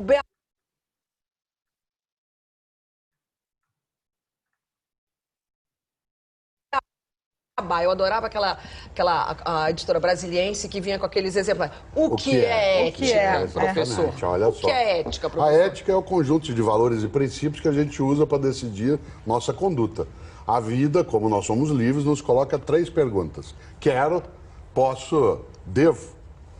Há coisas que eu quero, mas não posso, coisas que eu posso, mas não devo, coisas que eu devo, mas não quero. Como é que é? Isso significa Tem que anotar que aí a a frase. ética, olha só, a ética são os meus princípios para decidir se aquilo que eu quero é aquilo que eu posso e aquilo que eu devo. Há pessoas que, porque querem e podem, acham que devem. Há coisas que eu posso, mas não devo. É lógico. Por isso a ética é, acima de tudo, escolha. Quando você pergunta na abertura do programa por que algumas pessoas são de um modo e outras são de outro, porque elas fazem escolhas diferentes. Nessa hora, só para te dar um exemplo, eu não acho que a ocasião faz o ladrão. A ocasião apenas o revela. É verdade. A decisão de ser ladrão ou não é a anterior à ocasião. Milhares de pessoas todos os dias no nosso país se deparam com a ocasião do deslize e não deslizam. Pagam a conta, têm dificuldade, sofrem privação, mas não degeneram. Nessa hora, ética é escolha. Eu posso escolher na vida o malefício ou o benefício. Você sabe disso, nós somos capazes de sermos anjos ou demônios. Eu sou capaz, por exemplo, quando eu era criança, de ir na escola, meu irmão vinha correndo e eu o ajudava. Mas também eu mesmo era capaz, quando ele passava correndo ao meu lado, colocar o pé para ele tropeçar. Claro. Eu sou capaz de dizer para minha mulher que eu a amo, mas sou capaz também de pegá-la firme numa coisa que eu sei que eu vou machucá-la. Por isso é escolha, sempre é escolha. Por isso ética não é cosmética. Ética não é uma coisa que a gente use de fachada e que possa ir degradando no nosso dia a dia. É possível acabar com a corrupção? Essa é sempre a grande... Jamais. A corrupção não tem fim porque ela exige algo. Para ela terminar, é preciso que acabe a liberdade humana. A corrupção é uma possibilidade, ela não é uma obrigatoriedade. Uma sociedade pode cercar tudo que limite que a liberdade seja mal usada, mas ela, para terminar, teria que extinguir a liberdade humana. Mas, nós claro, somos livres. A gente não tem como ter, a gente não tem como ter um mundo de bonzinhos. Isso não existe. Desde que o mundo é mundo, existe a corrupção, existem as pessoas que optam... Só porque, Mônica, nós somos livres. Se nós não fôssemos livres, aí sim, eu poderia ser alguém que faria coisas que não queria fazer. Mas a nossa liberdade permite a degeneração. A moral, então, seria botar a ética em prática? Então, a ética é a teoria sobre a conduta. A moral é a prática. Vou dar um exemplo concreto. Eu tenho um princípio ético, provavelmente também. O que não é meu, não é meu. Isso é um princípio ético, isso é teoria. Na hora que terminar o programa, estou eu saindo daqui, você esquece um livro. Pegar o livro ou guardar para mim é uma atitude moral. O princípio é teórico. O que não é meu, não é meu. O ato moral é a prática de devolver o livro ou ficar com ele. Mas, Cortella, você fala que você não acredita que a ocasião faz o ladrão. Você não acha que o poder corrompe? Tem uma cena clássica num filme iraniano chamado Salve o Cinema, você conhece? Sim. Que você coloca um ator para mandar nos outros. Imediatamente ele se torna um tirano. Então, se você observa, eu fui gestor público, eu fui secretário de Educação na cidade de São Paulo. Portanto, eu participei do poder mais diretamente. O poder te seduz à corrupção, mas ele não te obriga a ser corrupto. Eu participei de uma gestão Que é um onde clássico não havia no essa Brasil a gente corrupção. falar isso, né? Eu participei de uma atividade em que eu, embora várias vezes tenha sido tentado, e às vezes tenha me tentado a admitir algum deslize, não o fiz. O que significa que o poder não corrompe obrigatoriamente. Ele cria uma circunstância em que eu possa fazer a escolha, porque há uma facilitação, Agora, mas não é obrigado a fazê-lo. Espera só um Olha, instantinho, só faz um a sua segundinho. pergunta. A gente pressupõe que a igualdade esteja envolvida na ética, né? A ética tem um grande componente para ela funcionar, tem que ter igualdade, né? Para todo mundo ter o mesmo tipo de ética, todo mundo ter o mesmo tipo de moral, os mesmos valores. Só que, será que a nossa desigualdade, que é gritante, não é ela que também é um dos maiores motores da nossa corrupção? Uma parcela, por exemplo, é o seguinte, não existe uma ética universal, não existe ética individual também. A ética é sempre de uma comunidade, de um grupo, de uma sociedade. Não existe ética individual, existe moral individual, porque a moral é a prática. Os princípios são partilhados. Nesta hora, Bárbara, a ética universal mais próxima que nós chegamos foi a Declaração dos Direitos Humanos de 1948, mas não temos. Se você observar, a desigualdade econômico-social, ela pode favorecer circunstâncias em que a pessoa seria impelida para poder ficar numa condição melhor ao delito. Mas não é assim. Ah, eu discordo. Nós temos, por exemplo, a pobreza como não sendo motora, né, de fratura ética. Há muita gente que é absolutamente decente, vamos usar a palavra antiga, é pobre, mas é limpinho. Mas eu não estou E falando tem de gente- pobreza, eu estou falando da desigualdade, da de quê? injustiça. Então, é que a Da desigualdade injustiça. ela é econômica, social. Né? E Porque- nessa hora, você pode ter sim. Agora, não haverá possibilidade, no meu entender, de uma sociedade onde você tem uma completa igualdade e o ato seja absolutamente unânime. Porque nós não somos autômatos. Mas você não acha que ética e moral são uma construção? Sim, Porque claro. o Contardo escreveu semana passada na Folha, você leu? Sim. Falando que ele achava que não dava para justificar um delito por conta da pobreza. Se uma pessoa não teve absolutamente nada na vida, se com 10 anos ela foi abandonada, ela não tinha o que comer, ela não estudou, se ela tinha uma dor, ela não tinha um remédio. Essa pessoa, ela tem instrumentos para decidir? O que o Contardo escreve, Contardo Caligari, escreve sempre muito bem, é que a pobreza pode explicar, mas ela não pode justificar. Justificar, Maria, você sabe, significa tornar justo.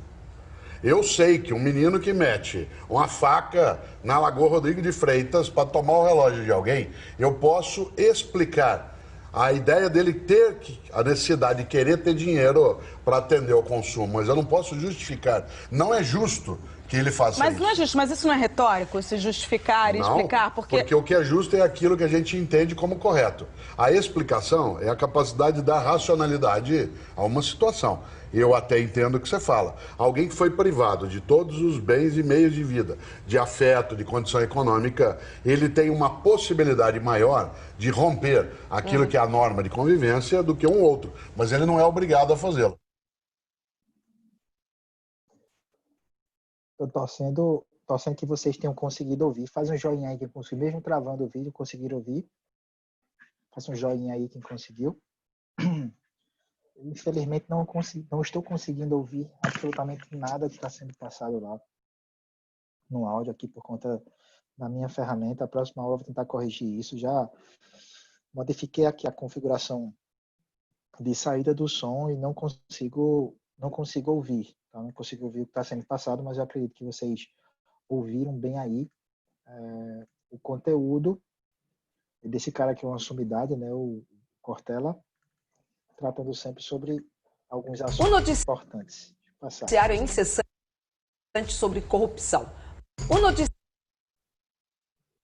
Bom, tem essa citação aí, né, de Brescia Pereira, que ele diz, ó, no capitalismo contemporâneo, bem como em qualquer outro sistema de classe, o poder político deriva da sociedade civil. A sociedade civil é o povo organizado e ponderando de acordo com os diferentes pesos políticos de que dispõem os grupos sociais em que os cidadãos estão inseridos. Essa aí é uma citação muito interessante aí do ex-ministro, né, de Fernando Henrique Cardoso, né, Brescia Pereira. Se não me falar a memória, ele foi ministro de Fernando Henrique Cardoso. Alguns dizem que ele é um neoliberal, não sei se é ou se não, né? Bom, temos aí um outro tema que é governo. A gente já está chegando na parte final da nossa aula, pessoal. Para a gente entender o que é o governo, a gente precisa fazer uma analogia. Eu geralmente faço uma analogia em relação a um barco. Tá? Você tem um barco, o barco seria o Estado, que mantém as pessoas seguras acima da água, acima do mar. É um barco, você tem lá, um ser inanimado, tá? E quem comanda esse barco é o capitão. O capitão seria o governo, tá? O governo é quem vai dirigir esse barco, vai colocar eles em águas tranquilas ou em águas turvas, né? A gente está vendo aí justamente um grande desalinhamento entre, sem entrar aqui no mérito político, mas a gente está vendo um grande desalinhamento aí entre a visão dos governos estaduais com os governos federais, o governo federal em relação ao combate ao Covid. Né? A gente está vendo aí que eles não estão se entendendo, só quem perde com isso é a população. Né? Então, a população brasileira, nessa situação de pandemia, a gente está numa situação muito difícil, porque União, estados e municípios não estão se entendendo. A maior crise já enfrentada nos últimos 100 anos e a gente não sabe para onde remar. A gente tem a divisão de poder em nível federal, estadual e municipal. Às vezes a gente tem uma segurança no modelo municipal, não tem no modelo do governo estadual, que briga com o modelo do governo federal, e o governo federal devolve. E é uma confusão que a gente está vivendo no Brasil, e só quem perde é a população. Tá? Mas, dentro dessa estrutura de governo, a gente tem as instituições que o formam, que é o Poder Executivo, o Poder Legislativo e o Poder Judiciário, cada um deles com as suas atribuições específicas, diferentemente da administração pública, né? Que é o conjunto de instituições que fazem esse Estado funcionar, que desempenham as funções administrativas em benefício da coletividade, né? A visão global é que a administração pública e o seu aparelhamento do Estado deve ser pré-ordenada e que realize serviços sempre visando a satisfação das necessidades coletivas. Isso é a administração pública. A gente tem aí algumas características que distinguem o que é governo e o que é administração pública, né? Você tem aí, por exemplo, o governo, que ele trata da atividade política, ele tem autonomia para decidir o que ele quer. Já a administração pública, que faz a máquina pública funcionar, tem que ser neutra, tem que fazer o que está estabelecido em lei. Em relação à conduta, o governo ele é independente. Já a administração pública, em seu funcionamento, ela é hierarquizada, tá? Tem os seus departamentos, tem os seus setores, tem que seguir a hierarquia. Em relação à responsabilidade do governo, responde diretamente à Constituição, obedece à Constituição e faz a sua política, né? E já na esfera administrativa pública, você tem um aspecto mais técnico, obedecendo também à lei, mas é um aspecto mais técnico. A gente tem nitidamente essa divisão entre governo e entre administração pública para a gente entender essas características. Lembrando da divisão tripartite de Montesquieu, né? O poder não pode estar concentrado na mão de uma única pessoa. Esse poder tem que ser sempre dividido, tá? Então, Montesquieu, lá no Espírito das Leis, né, ele imaginou essa divisão. Você tem lá o Poder Executivo, que faz o Estado funcionar, o Poder Legislativo, que elabora as leis, e o Poder Judiciário, que julga qualquer tipo de litígio, qualquer tipo de confusão que existe entre pessoas. Tá? Sejam elas pessoas físicas ou pessoas jurídicas. Quando tiver confusão, o Poder Judiciário é a instância, é o órgão, a instância não é o órgão, que, em tese, deve justamente julgar com imparcialidade qual é a decisão mais correta em relação àquele conflito existente a duas partes. Você não consegue fazer tudo. Você não tem como concentrar tudo na mão de um só. A gente tinha a figura dos monarcas e a gente via absurdos que eram cometidos quando você concentrava o poder na mão de um rei. Tá? Então, esse poder, na visão de Montesquieu, essa visão se espalhou no restante do mundo, tá? Que é a divisão tripartite. Um poder verificando o que o outro poder está fazendo, é o chamado check and balance. Cada um tem sua atribuição, tá, pessoal? Então, qual é a atribuição do Poder Legislativo? São duas. Elaborar leis e fiscalizar o Executivo. Isso é a atribuição do Poder Legislativo. Qual é a atribuição do Poder Judiciário? Aonde tiver confusão, vai lá, decide, interpreta. Aonde tiver conflito, tiver litígio, ele vai dar uma solução. E o Poder Executivo é que tem que fazer o Estado funcionar. Dar o remédio, dar a iluminação, dar o professor, contratar médico. Isso é a função do Poder Executivo. Aí agora eu vou fazer uma reflexão para a gente entender. Aqui no Brasil, é meio que esses três poderes, eles perderam a sua identidade. Tá? E isso está muito nítido ultimamente. Você tem poder legislativo querendo ser executivo, você tem poder judiciário querendo ser executivo, querendo ser legislativo, você tem interferência desses poderes em outras áreas que não são de suas competências. Isso gera uma insegurança jurídica absurda. Tá? Gera insegurança absurda. Eu não vou aqui de jeito nenhum fazer nenhuma crítica ao STF, né? Não pode fazer. Quem fizer crítica ao STF pode ser preso, condenado, colocar o tornozeleiro aí. Mas a gente tem observado algumas medidas que são tomadas pelo judiciário que não são medidas republicanas. Não são medidas que respeitam, de certa forma, a autonomia dos poderes. Você tem também a intervenção do Poder Legislativo e algumas ações do Executivo que não faz sentido. Tá? Vou dar só um exemplo pequeno. Tá? Qual é a função do vereador? Qualquer cidade pequena, legislar e fiscalizar o Executivo. Só isso. Então, o que é que o vereador ele faz? Ele dá o remédio, ele dá a feira a quem está precisando, que não é função dele, isso é função do Poder Executivo. Ele faz isso porque ele vai garantir o voto. Mas para ele manter essa cadeia de dar remédio, de dar, que não é função dele legislativo, ele precisa ou se filiar ao prefeito, ou se filiar ao Poder Executivo para receber essas benesses. Então, você nunca vai ter um poder fiscalizando o outro. Se eu me associo ao outro para ter retorno, como é que eu posso ser um poder de fiscalização do Executivo? Não tem como. Tá? Ou então, se eu não quiser me filiar, me associar ao Poder Executivo, o que é que eu faço? Eu começo a extorquir o Executivo. E eu falo disso porque aqui em Caruaru nós entramos para o Guinness, né? O Guinness Book.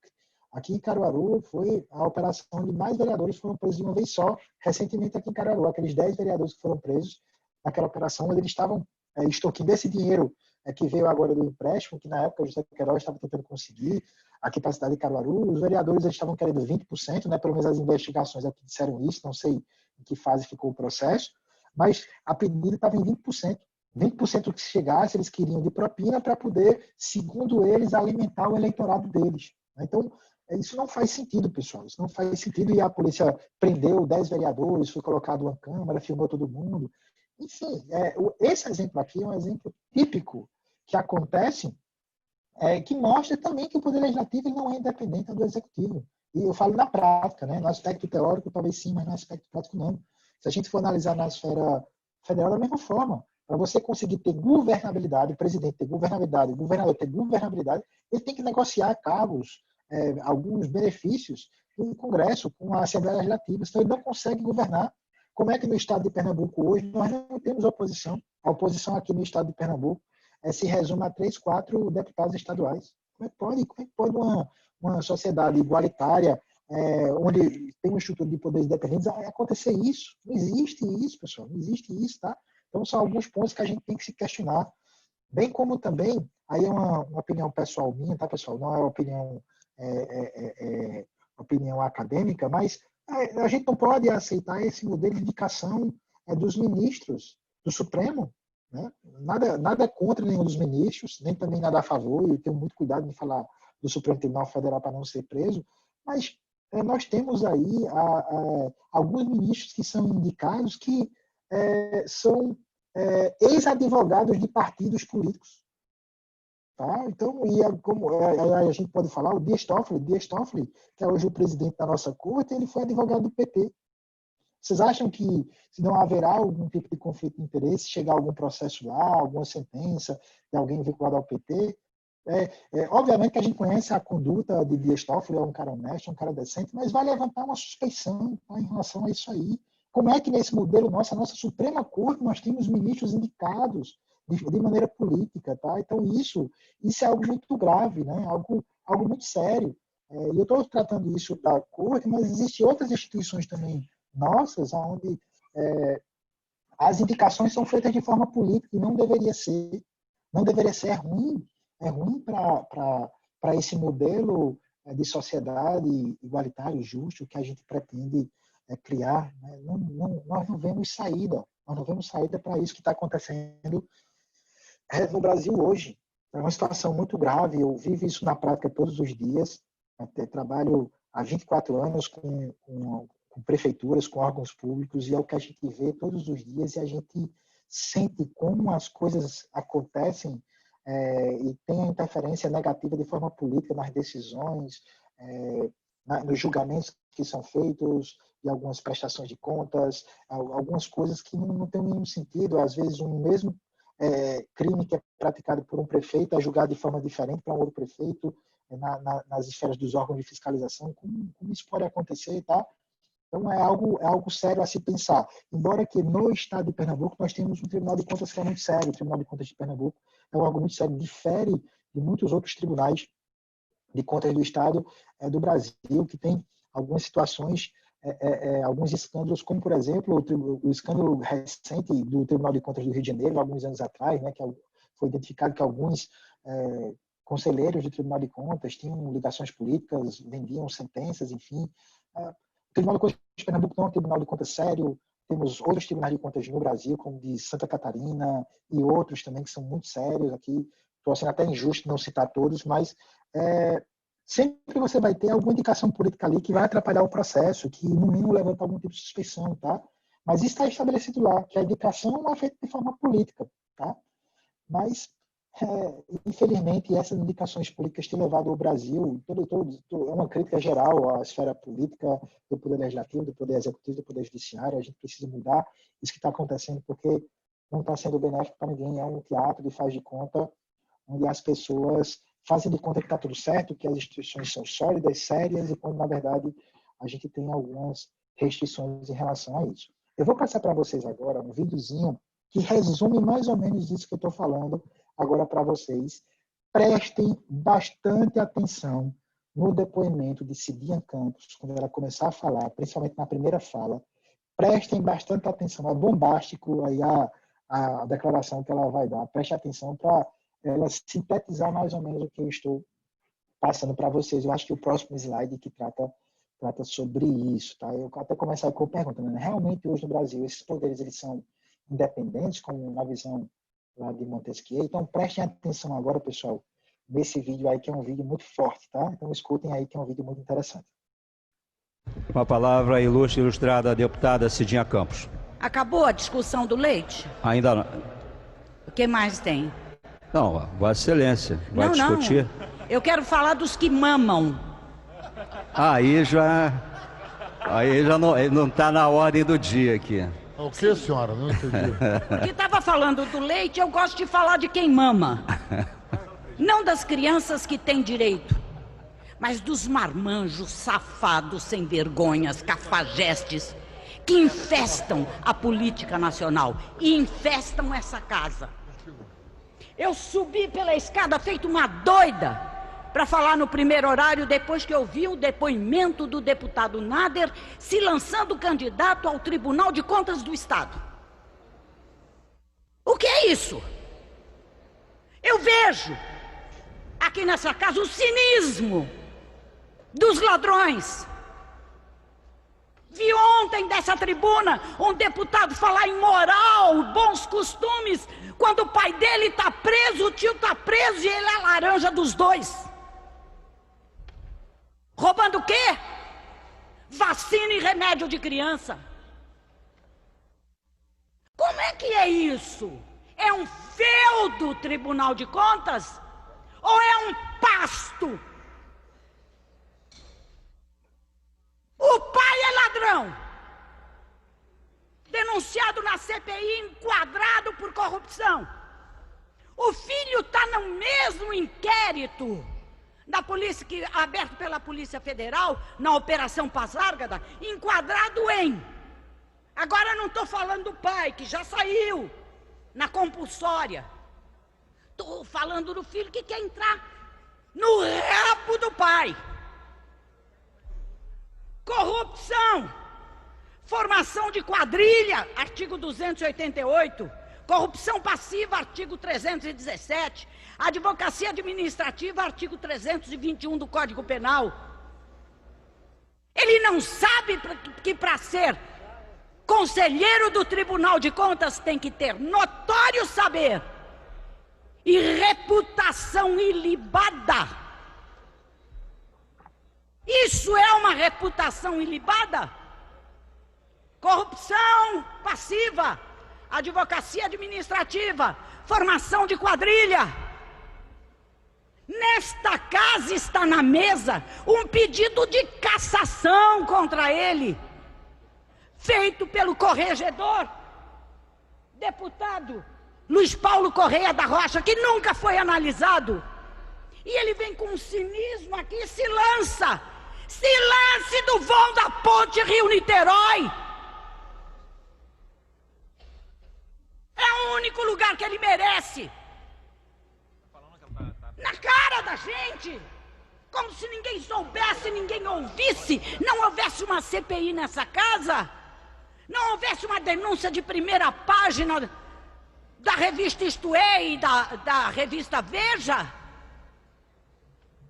Trouxemos a mulher dele para depor, ele depois. E o que é que ele disse na CPI? Que não tinha nada a ver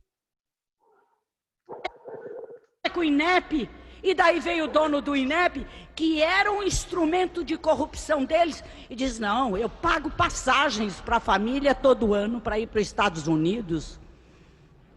É esse o cara que vai para o TCE? Eu acho que o TCE de hoje merece, porque sai um canalha e entra outro, não vão notar sequer a diferença, a não ser da aparência física, mas esse é muito pior do que o pai. Posso garantir ao senhor, ele é muito pior do que o pai. A corrupção nesse país está no DNA. Não está mais aqui, na justiça, onde no Ministério Público, está no DNA das pessoas. Elas riem, elas brincam, eu vejo todo mundo gargalhando neste plenário. Quanto mais ladrão, mais querido, mais simpático. Eu vou dizer para o senhor, o outro candidato é tão bandido quanto ele, mas ainda não se lançou. Já está pedindo voto aqui. Quando se lançar, eu venho dar sua ficha, mas esse com mais detalhes, porque eu tenho até mapa da sua atuação. Eu estou indignada, senhor presidente. Essa casa não pode aceitar a inscrição desse homem, porque o requisito fundamental é reputação ilibada. O outro candidato fraudou o Bolsa Família e foi apoiado. Todo mundo ficou quieto aqui. Ninguém se dispôs a levantar a podridão do seu comportamento, roubando escola de criança. E agora é candidato e já está cabalando voto, e já chega o outro que é envolvido com ele. Porque existe uma quadrilha aqui dentro dessa casa. Uma quadrilha! Funcionários de um gabinete passam para o outro como requisitados, sem nunca terem servido em qualquer município. No gabinete dele tinha 49 do município de Mendes, 20 do município de Varriçai. E são esses que vão fiscalizar as contas do Estado? É na mão dessa gente que fica a conta do governo do Estado, de 91 municípios, do PAC. Vamos parar com essa palhaçada. Isso aqui não é uma casa de santos, mas também não pode se transformar numa casa de canalhas consagrados, canalhas corruptos, vagabundos, que todo mundo sabe que são, mas merecem o voto da outra canalhada toda.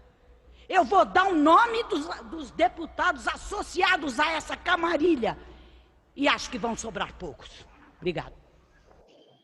Infelizmente Uma eu palavra, não estou conseguindo... palavra ilustrada a deputada Cidinha Campos. Vídeo aí de Acabou a Cidinha Campos, discussão do leite? Ainda não. Dessa aí deputada, né? Infelizmente eu não estou conseguindo ouvir, mas ela deu o show aí tratando sobre a indicação. Como é que funciona, pessoal? O Poder Legislativo brasileiro, ele tem papel de fiscalizar o Executivo e legislar. duas funções que a gente tinha falado anteriormente, tá? Sendo que o Poder Legislativo, ele tem um braço técnico que são os tribunais de contas. Os tribunais de contas, eles julgam as contas do Estado e das prefeituras, tá?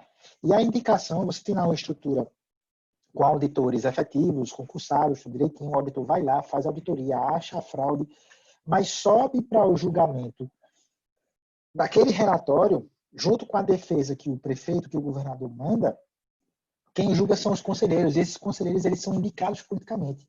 Então, o que esse Dian Campos estava questionando lá no Rio de Janeiro era a indicação de um deputado lá que era corrupto, né? Ela cita lá diversas operações onde ele já tinha sido investigado, que meio que o movimento político estava empurrando ele para dentro do Tribunal de Contas, para ele ficar lá quietinho no Tribunal de Contas e julgar essas contas, tá? Vocês entenderem, ou seja, quem julga as contas das prefeituras e do governador são ex-políticos, tá?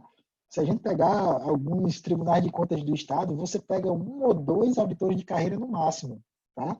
O restante são todos ex-políticos, ex-deputados estaduais, ex-deputados federais, que estão lá, né? Não questionando o mérito disso, mas eu não sei se vocês se recordam, a gente está falando do Tribunal de Contas do Estado, mas o Tribunal de Contas da União é quem fiscaliza as contas do Poder Executivo. Vocês lembram que na véspera da morte de Eduardo Campos, a primeira pergunta de William Bonner, vou fazer aqui o sinal da cruz, né?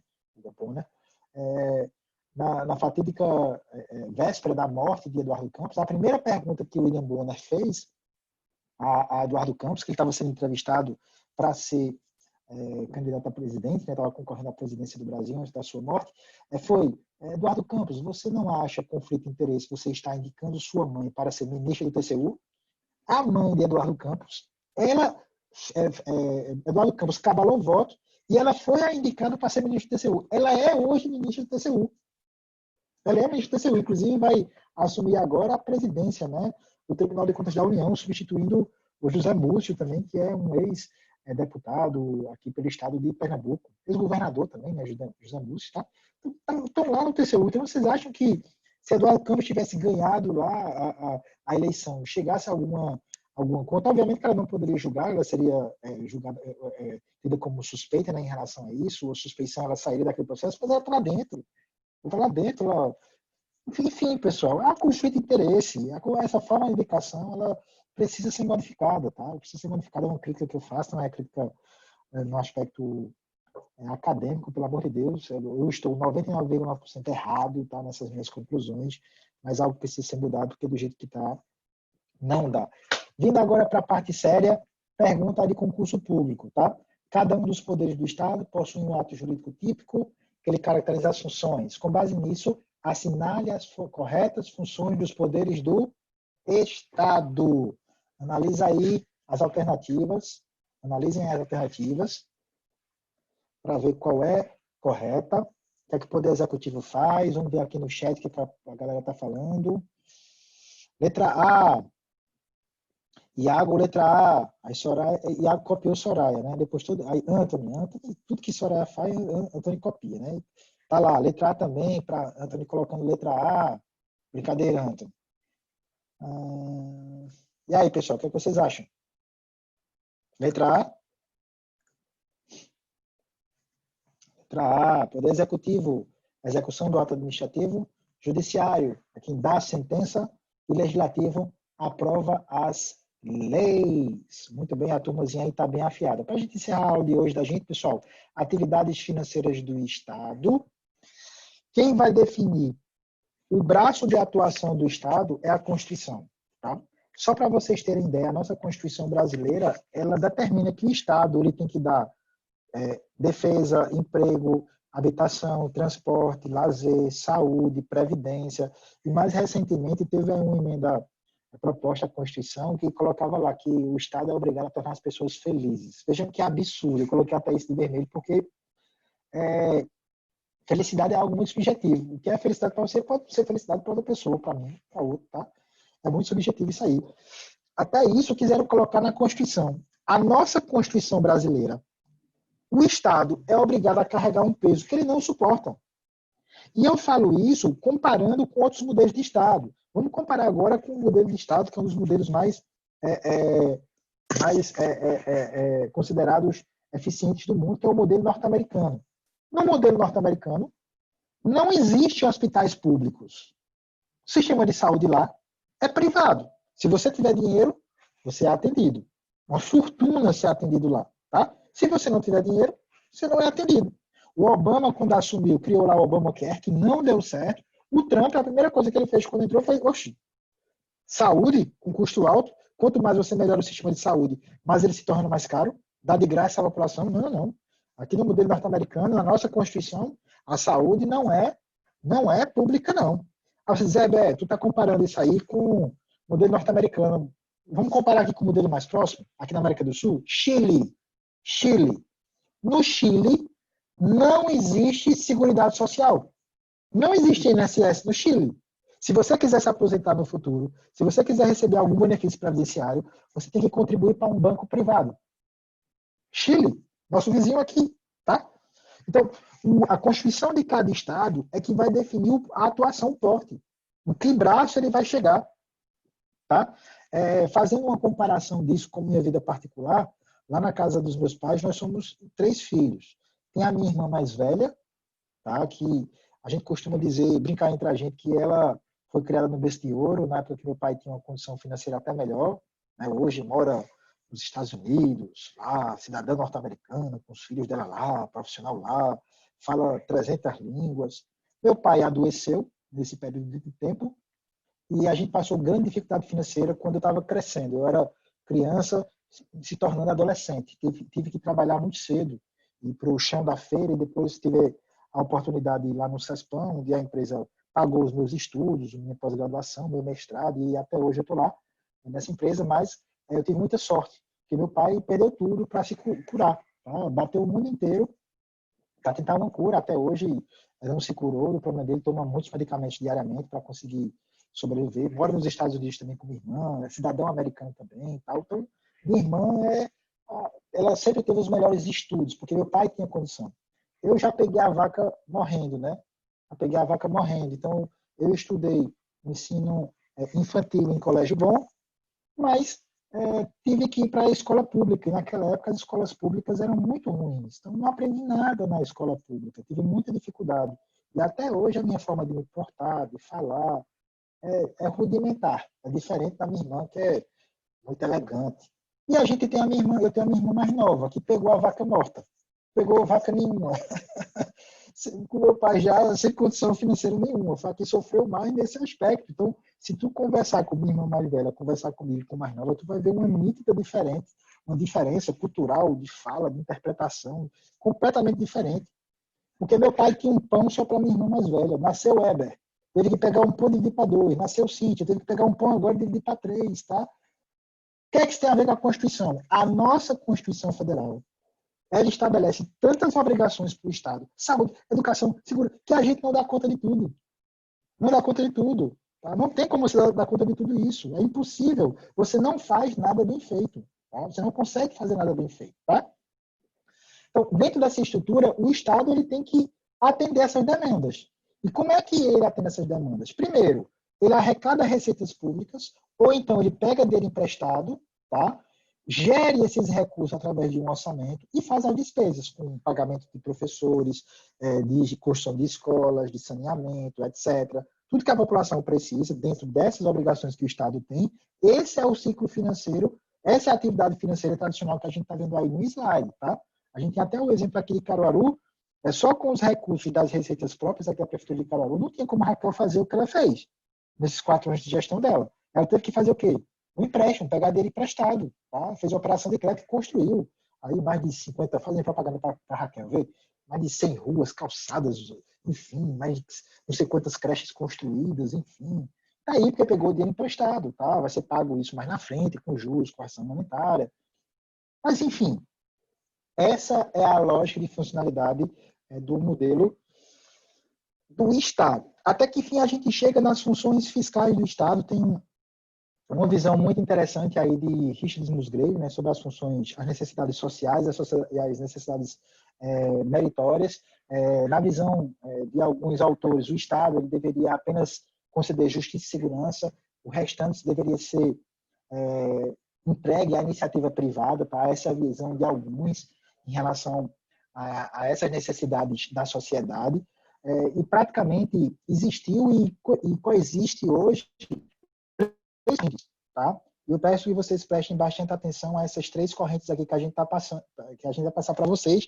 Obviamente existem outras correntes, esses modelos eles foram aperfeiçoados, eles coexistem, mas nós temos aí o pensamento liberal, o pensamento socialista e o pensamento social-democrata, tá? Então, o pensamento liberal, que ele é encabeçado pelo Adam Smith, tá? Eu particularmente me identifico muito com esse modelo liberal. Na visão de Adam Smith, o Estado ele deveria ser mínimo, conceder só justiça e segurança. O resto bota para a iniciativa privada que ele é mais eficiente. Isso na visão liberal, tá? Nós tivemos na história brasileira 2 presidentes liberais, 2, tá? Um deles disse que não é liberal, que foi Fernando Henrique. Mas a reforma do Estado que ele fez junto com Bressa Pereira e outras privatizações que ele fez mostrou uma visão muito neoliberal do Fernando Henrique. Se vocês verem, Fernando Henrique, você é neoliberal, ele se chateia, porque ele não se considera um neoliberal, embora as suas ações durante os seus 8 anos de mandato, né, mais quando ele foi ministro lá de Itamar Franco, foram visões neoliberais. Tá? O Fernando Henrique é um presidente histórico, eu tenho muita vontade de conhecer pessoalmente o Fernando Henrique, porque foi o cara que estabilizou a moeda brasileira com a visão neoliberal. E nós temos um outro presidente agora declarado, que é o Bolsonaro. Tá? O Bolsonaro, a visão dele é neoliberal. O que ele puder delegar para a iniciativa privada, ele vai delegar. Tá? Se é certo ou errado, não sei. Aqui eu estou defendendo aspecto político. Tá? Então, ele é declarado neoliberal. Tá? Então, nós temos aí na história brasileira, o restante dos outros presidentes brasileiros, eles se dividiram no pensamento socialista e no pensamento social-democrata. Tá? O pensamento socialista, ele se encabeça muito na visão de Karl Marx, aquele doidão. De vez em quando você vê um cara com a camisa e com a foto de Karl Marx aqui na barriga, né? De Karl Marx. Karl Marx é o inverso. Karl Marx, ele defende o Estado máximo. O Estado tem que dar tudo, saúde, educação. Que precisar, o Estado tem que dar. É uma fonte que nunca seca. Deixa aí o Estado dar tudo. E a gente viu que não é bem assim. Hoje no Brasil, nós tivemos, nos últimos 20 anos, uma onda de governantes com a visão social que trouxe muita prosperidade no início, com essa visão social, mas depois quebrou o Estado. Nós temos hoje dificuldade dos municípios de pagar sequer sua folha, de governos estaduais que não estão conseguindo pagar a sua folha. Aqui no estado de Pernambuco, por exemplo, o socorro que veio financeiro para o Covid para os municípios e para o próprio estado foi vindo da União. O estado de Pernambuco, como é o exemplo de outros estados, não ajudou com R$1 os municípios, porque não tem como. Não tem como. A sua arrecadação de ICMS caiu e iam ajudar como? Teve que ir lá o governo federal ajudar, enfim, para poder chegar dinheiro nos municípios. Chegou muito dinheiro, tá, pessoal? Eu faço contabilidade de 42 municípios aqui do estado de Pernambuco, dou consultoria, chegou muito dinheiro, tá? Você vê municípios pequenos que chegou 5 milhões de reais para o combate ao Covid, não tem um respirador. Não tem um respirador, tá? E a gente vê isso, fica olhando assim e pede a Deus misericórdia para que essa situação ela mude, porque tem muita coisa errada, tá? Então, primeira visão aí liberal, aí tem a visão contrária, cabeçada por Karl Marx, que é o Estado máximo. A gente tem que dar tudo, tá? É uma fonte que não seca. Vamos lá, a visão de Karl Marx. E a gente tem um pensamento social-democrata, que é o pensamento keynesiano, tá?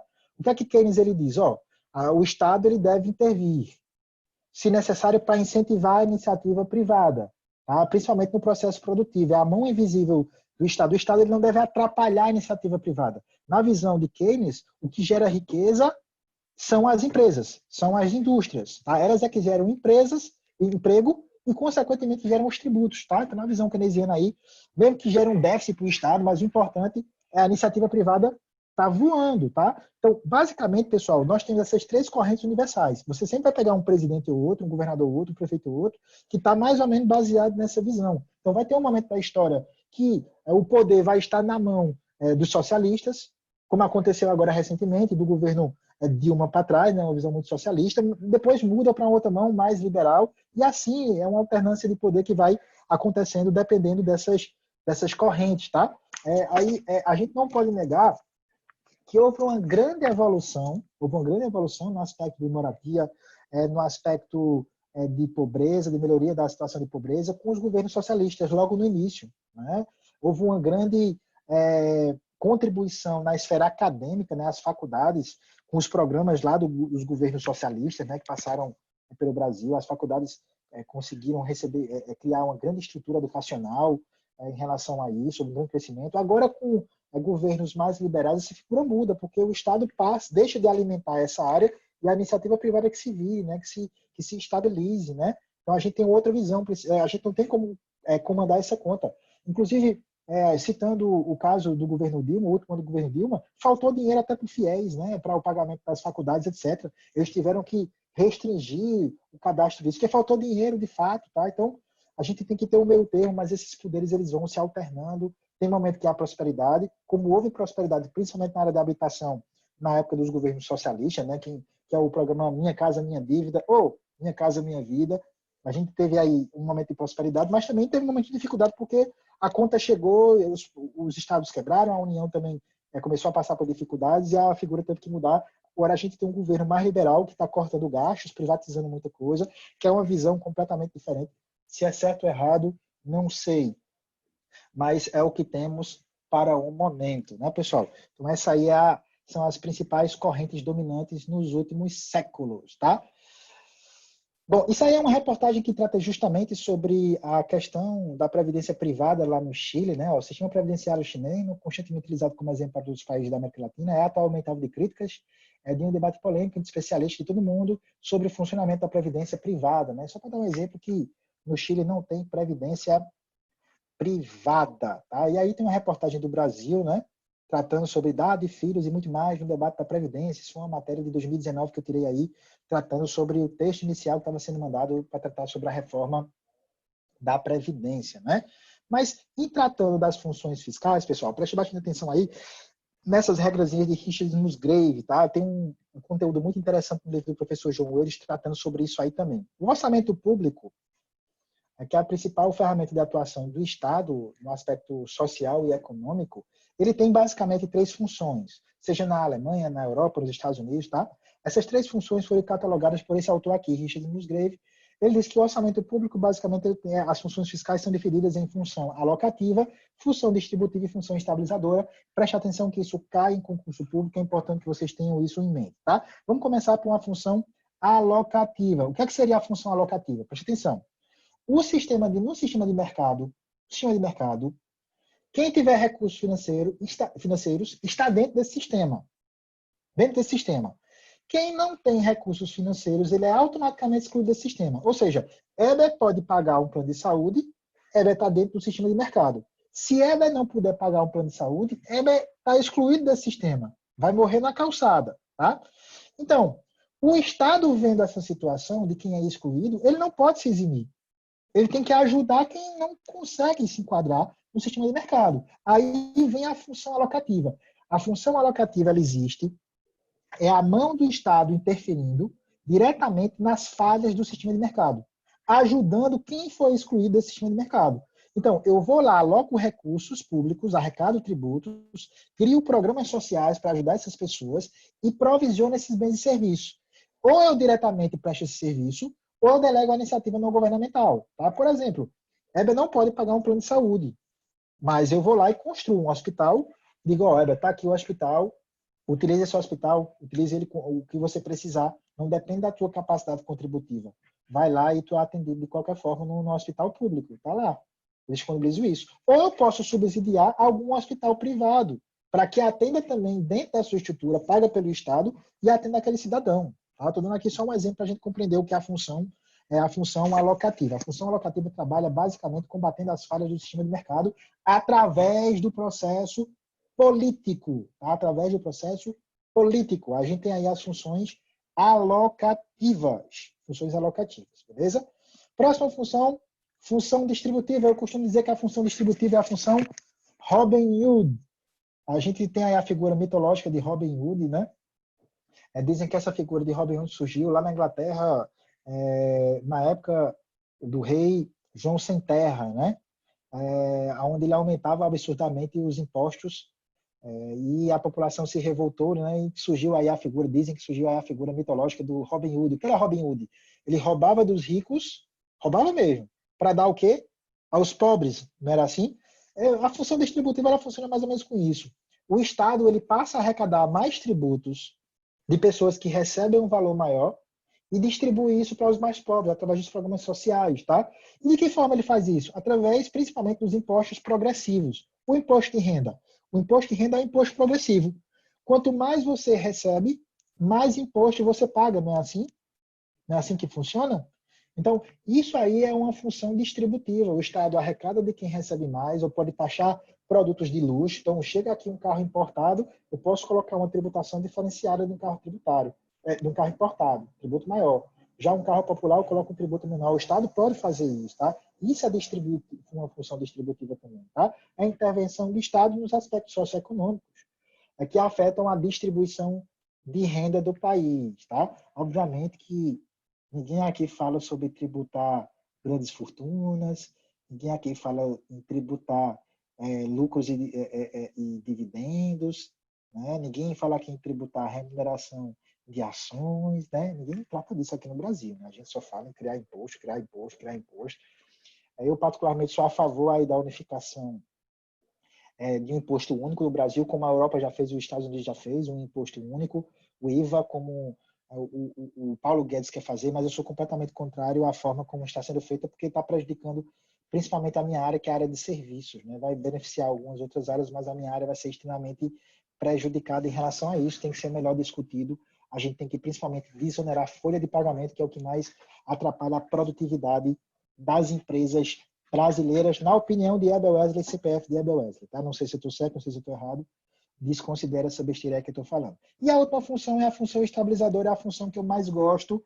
Essa função estabilizadora ela é estruturada em 4 pilares. Presta aí atenção, concurseiro.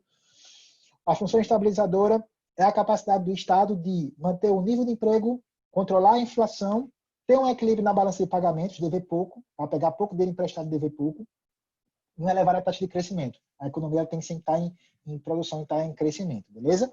Então, manutenção do nível de empregos e o nível de preço, pessoal, isso aí está intimamente ligado a uma coisa chamada demanda agregada. Vamos falar um pouquinho sobre macro e microeconomia, tá? Vocês já tiveram possivelmente essa aula, né, com a Angélica, de macro ou de microeconomia, não sei bem, mas tratando sobre esses 2 elementos aí, eles estão estritamente condicionados à demanda agregada. O que é demanda agregada? É a capacidade que uma pessoa tem de comprar algo. O Estado ele está a todo momento incentivando o consumo ou freando o consumo, justamente para ter uma relação boa entre inflação e desemprego. Esses 2 elementos eles estão intimamente ligados à demanda agregada. Preste atenção no exemplo que eu vou dar e anota aí de ladinho, tá? Faz 2 círculozinhos aí e anota. Primeira situação, imaginemos uma fábrica, a fábrica da Jeep, aqui em Pernambuco. Imaginemos que a capacidade de produção da fábrica da Jeep é de 3 veículos. 3. E do outro lado, no outro círculozinho, no outro quadradinho, você tem quem quer comprar esses Jeeps, tá? Então, eu tenho aqui 3 Jeeps, e do outro lado eu tenho 5 pessoas que querem comprar esse Jeep. Eu tenho mais demanda do que a produção, a capacidade de produção. O que é que vai acontecer com o preço do Jeep? Ele vai aumentar, o seu preço vai aumentar. Quando o preço de alguma coisa aumenta, a gente chama isso de inflação, tá? Situação 2. Imagine agora que a fábrica da Jeep contrata mais gente, e agora passa a produzir 6 Jeeps. 6 Jeeps. Mas a demanda diminuiu, se retraiu. E eu só tenho agora 3 pessoas querendo comprar o Jeep. Eu produzo 6, mas o mercado só está querendo comprar 3. O que é que vai acontecer com o preço do Jeep? O preço vai diminuir. Mas, em consequência disso, o desemprego vai aumentar. Tá? Então, a relação entre nível de emprego e a inflação está intimamente ligada à demanda agregada e o Estado influencia ou freia isso. Como assim, Heber? O Estado influencia.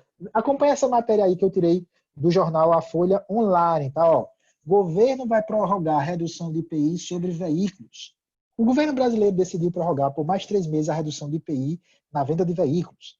A redução implica uma renúncia fiscal de X. Segundo apurou a reportagem, o presidente Lula está convencido de que a medida ajudou a combater os efeitos negativos da crise.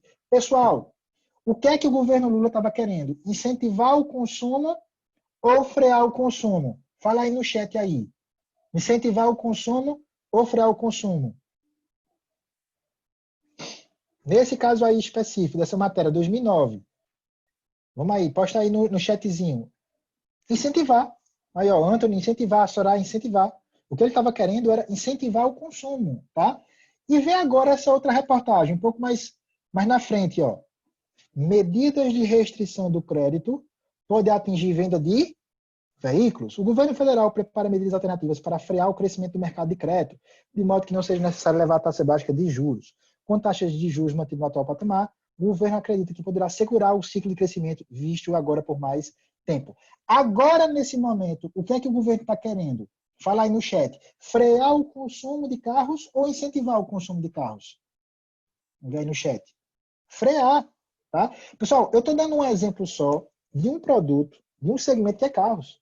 Mas o Estado está a todo momento intervindo na produção industrial, na de serviços, incentivando ou freando o consumo, porque essa relação de inflação e de desemprego, ela está intimamente ligada a essa demanda agregada. É o Estado intervindo. Então, a Alemanha, o Estado alemão intervém, o Estado americano intervém, alguns governos intervêm mais, outros governos intervêm um pouco menos, tá? Mas há intervenção aí do Estado através dessa função, que é a chamada função estabilizadora. Para a gente encerrar a aulazinha da gente, questãozinha aí de concurso, pessoal. Ó, no tocante à atividade econômica, disse que o setor público deve cumprir fundamentalmente as 3 seguintes funções. Vamos aí, valendo uma passagem de ida sem volta para a cidade de Cupira, tá? Quem acertar aí vai ganhar uma passagem de ida sem volta para Cupira. Letra B. Letra B aí, função distributiva, fiscalizadora e estabilizadora. Letra B, será que é a letra B? Aí, letra C, distributiva, alocativa, estabilizadora. Ó. Iago aí já contestou. Niclésia também já contestou. Gabriel também, C. E aí, pessoal, ó, as 3 funções fiscais do orçamento público são função distributiva, alocativa e a estabilizadora, tá? Distributiva, alocativa e a função estabilizadora. São as 3 funções aí fiscais na qual o orçamento público ele está convicto. Política, o que é política, pessoal? A gente tem como resolver os conflitos de 2 formas, ou brigando ou conversando, utilizando a política, tá? Eu, inclusive, nas minhas aulas já dei até um exemplo aqui do meu vizinho, né? Eu tenho aqui um vizinho aqui do lado, que logo quando a minha filhinha nasceu, eu tenho uma filhinha de 6 anos, logo quando a minha filhinha nasceu, nos fins de semana ele colocava um paredão de som bem alto e acordava a minha menina não conseguia dormir, né? A gente não conseguia, como é parede colada, a gente não conseguia, a menina não conseguia dormir, a gente era um terror aqui nos fins de semana e a minha mulher sempre aperreando, né? Ô, rapaz, tu não vai resolver lá não? Liga pra polícia, briga lá com o cara, que absurdo é esse? Sempre querendo que eu resolvesse da forma coercitiva na confusão. Foi o que eu fiz. Espera aí, eu tenho que ver uma forma de resolver isso. Quando foi um determinado fim de semana desse, que quando ele colocou o som, eu fui na casa dele, olhei de longe, ele me viu, o portãozinho baixo, posso entrar? Ele, pode, entra aí. Aí eu já entrei dançando, né? Dançando com a música dele, né? Uma música ruim danada. Nada contra Pablo. Não tenho nada contra Pablo. Né? E nada a favor do Pablo. Tá? Ele gosta de Pablo, não há problema. Mas, enfim, já entrei dançando, escutando a música dele. Cara, que som massa, me mostra esse paredão. Pessoal, eu passei 1 hora conversando com ele, elogiando o paredão dele. Que som massa, que música linda, fantástica, que bacana. Rapaz, ó, meu sonho é ter um som desse. Agora, eu só não posso ter um som desse porque a minha pirraninha nasceu agora e toda vez que tu liga o som, acorda a bichinha. Eu não posso ter um paredão desse lá em casa, porque senão a mulher me bota pra fora de casa. Aí ele se ligou, né? Aí, eita, bicho, agora eu tô menino, eu vou diminuir aqui agora. E não passou mais a colocar o som na altura que ele colocava anteriormente nos fins de semana, tá? Eu resolvi um conflito de que forma? Através da política. O que é a política? Política, pessoal, é a resolução pacífica. Eu podia entrar lá, chutar, brigar, chamar a polícia, discutir com ele, tá intrigado com ele até hoje. Não poderia resolver assim? Às vezes é assim. Até muitas vezes dentro da empresa a gente tem que ser duro com os funcionários, né? E às vezes tem que aliviar. A correção às vezes resolve, às vezes não. Às vezes gera um problema. O problema muitas vezes que não tem solução, tá? Então o que é a política? Ó? Política é a resolução pacífica de conflitos, tá? Política é a resolução pacífica de conflitos. Tá aqui a definição de Schmitt sobre o que é política. Você faz política todo dia, no trabalho, na escola, na igreja. A gente faz política todo dia, pessoal. Política é a resolução pacífica de conflitos. Trazendo isso para a visão do Estado, política consiste em consulta de procedimentos formais e informais, que expressam a relação de poder e que se destinam à resolução pacífica dos conflitos quanto aos bens públicos, tá, pessoal? Então, graças a Deus, a gente encerra aí a aula. Me desculpem ter me alongado bastante hoje, foi uma exceção, eu pretendo encurtar mais esses conteúdos nas nossas aulas, mas respeitando também a ementa da nossa disciplina. Tá aí, pessoal, os nossos contatos. Me sigam aí nas redes sociais, tá? A gente sempre também está tratando sobre temas da área pública. Tem um lado pessoal também, das minhas publicações, mas tem também muita coisa voltada para a área pública também. Aí no Weber, _Wesley, tem o meu contato, é o WhatsApp, para vocês tirarem dúvidas, mandarem também os currículos de vocês. E tem aí o meu e-mail pessoal também, para caso vocês queiram mandar o currículo ou algum tipo de dúvida, tá, pessoal? Eu só vou ver aqui o chatzinho de hoje, se tem alguma pergunta. Eu não me lembro disso na outra, eu não sei qual. Não temos dúvidas para hoje, pessoal. Eu desejo uma boa noite para vocês. O restante da noite é de descanso. Muito obrigado por terem ficado até agora na nossa aula. Nós tivemos aí 40 participantes até agora na nossa aula. Foi muito bom. Não vou fazer chamada hoje. Apenas vou preencher lá o formuláriozinho que a instituição pede para eu alimentar cada aula nossa. Toda aula nossa, a gente vai tentar trazer algo diferente para vocês, algo prático ou algo relacionado a concurso público, para que vocês se encantem com esse conteúdo que eu particularmente sou apaixonado, que é a contabilidade pública fácil. Beleza, pessoal? Um abração para vocês, fiquem com Deus e até a próxima aula. Um abração para vocês. Tchau, tchau.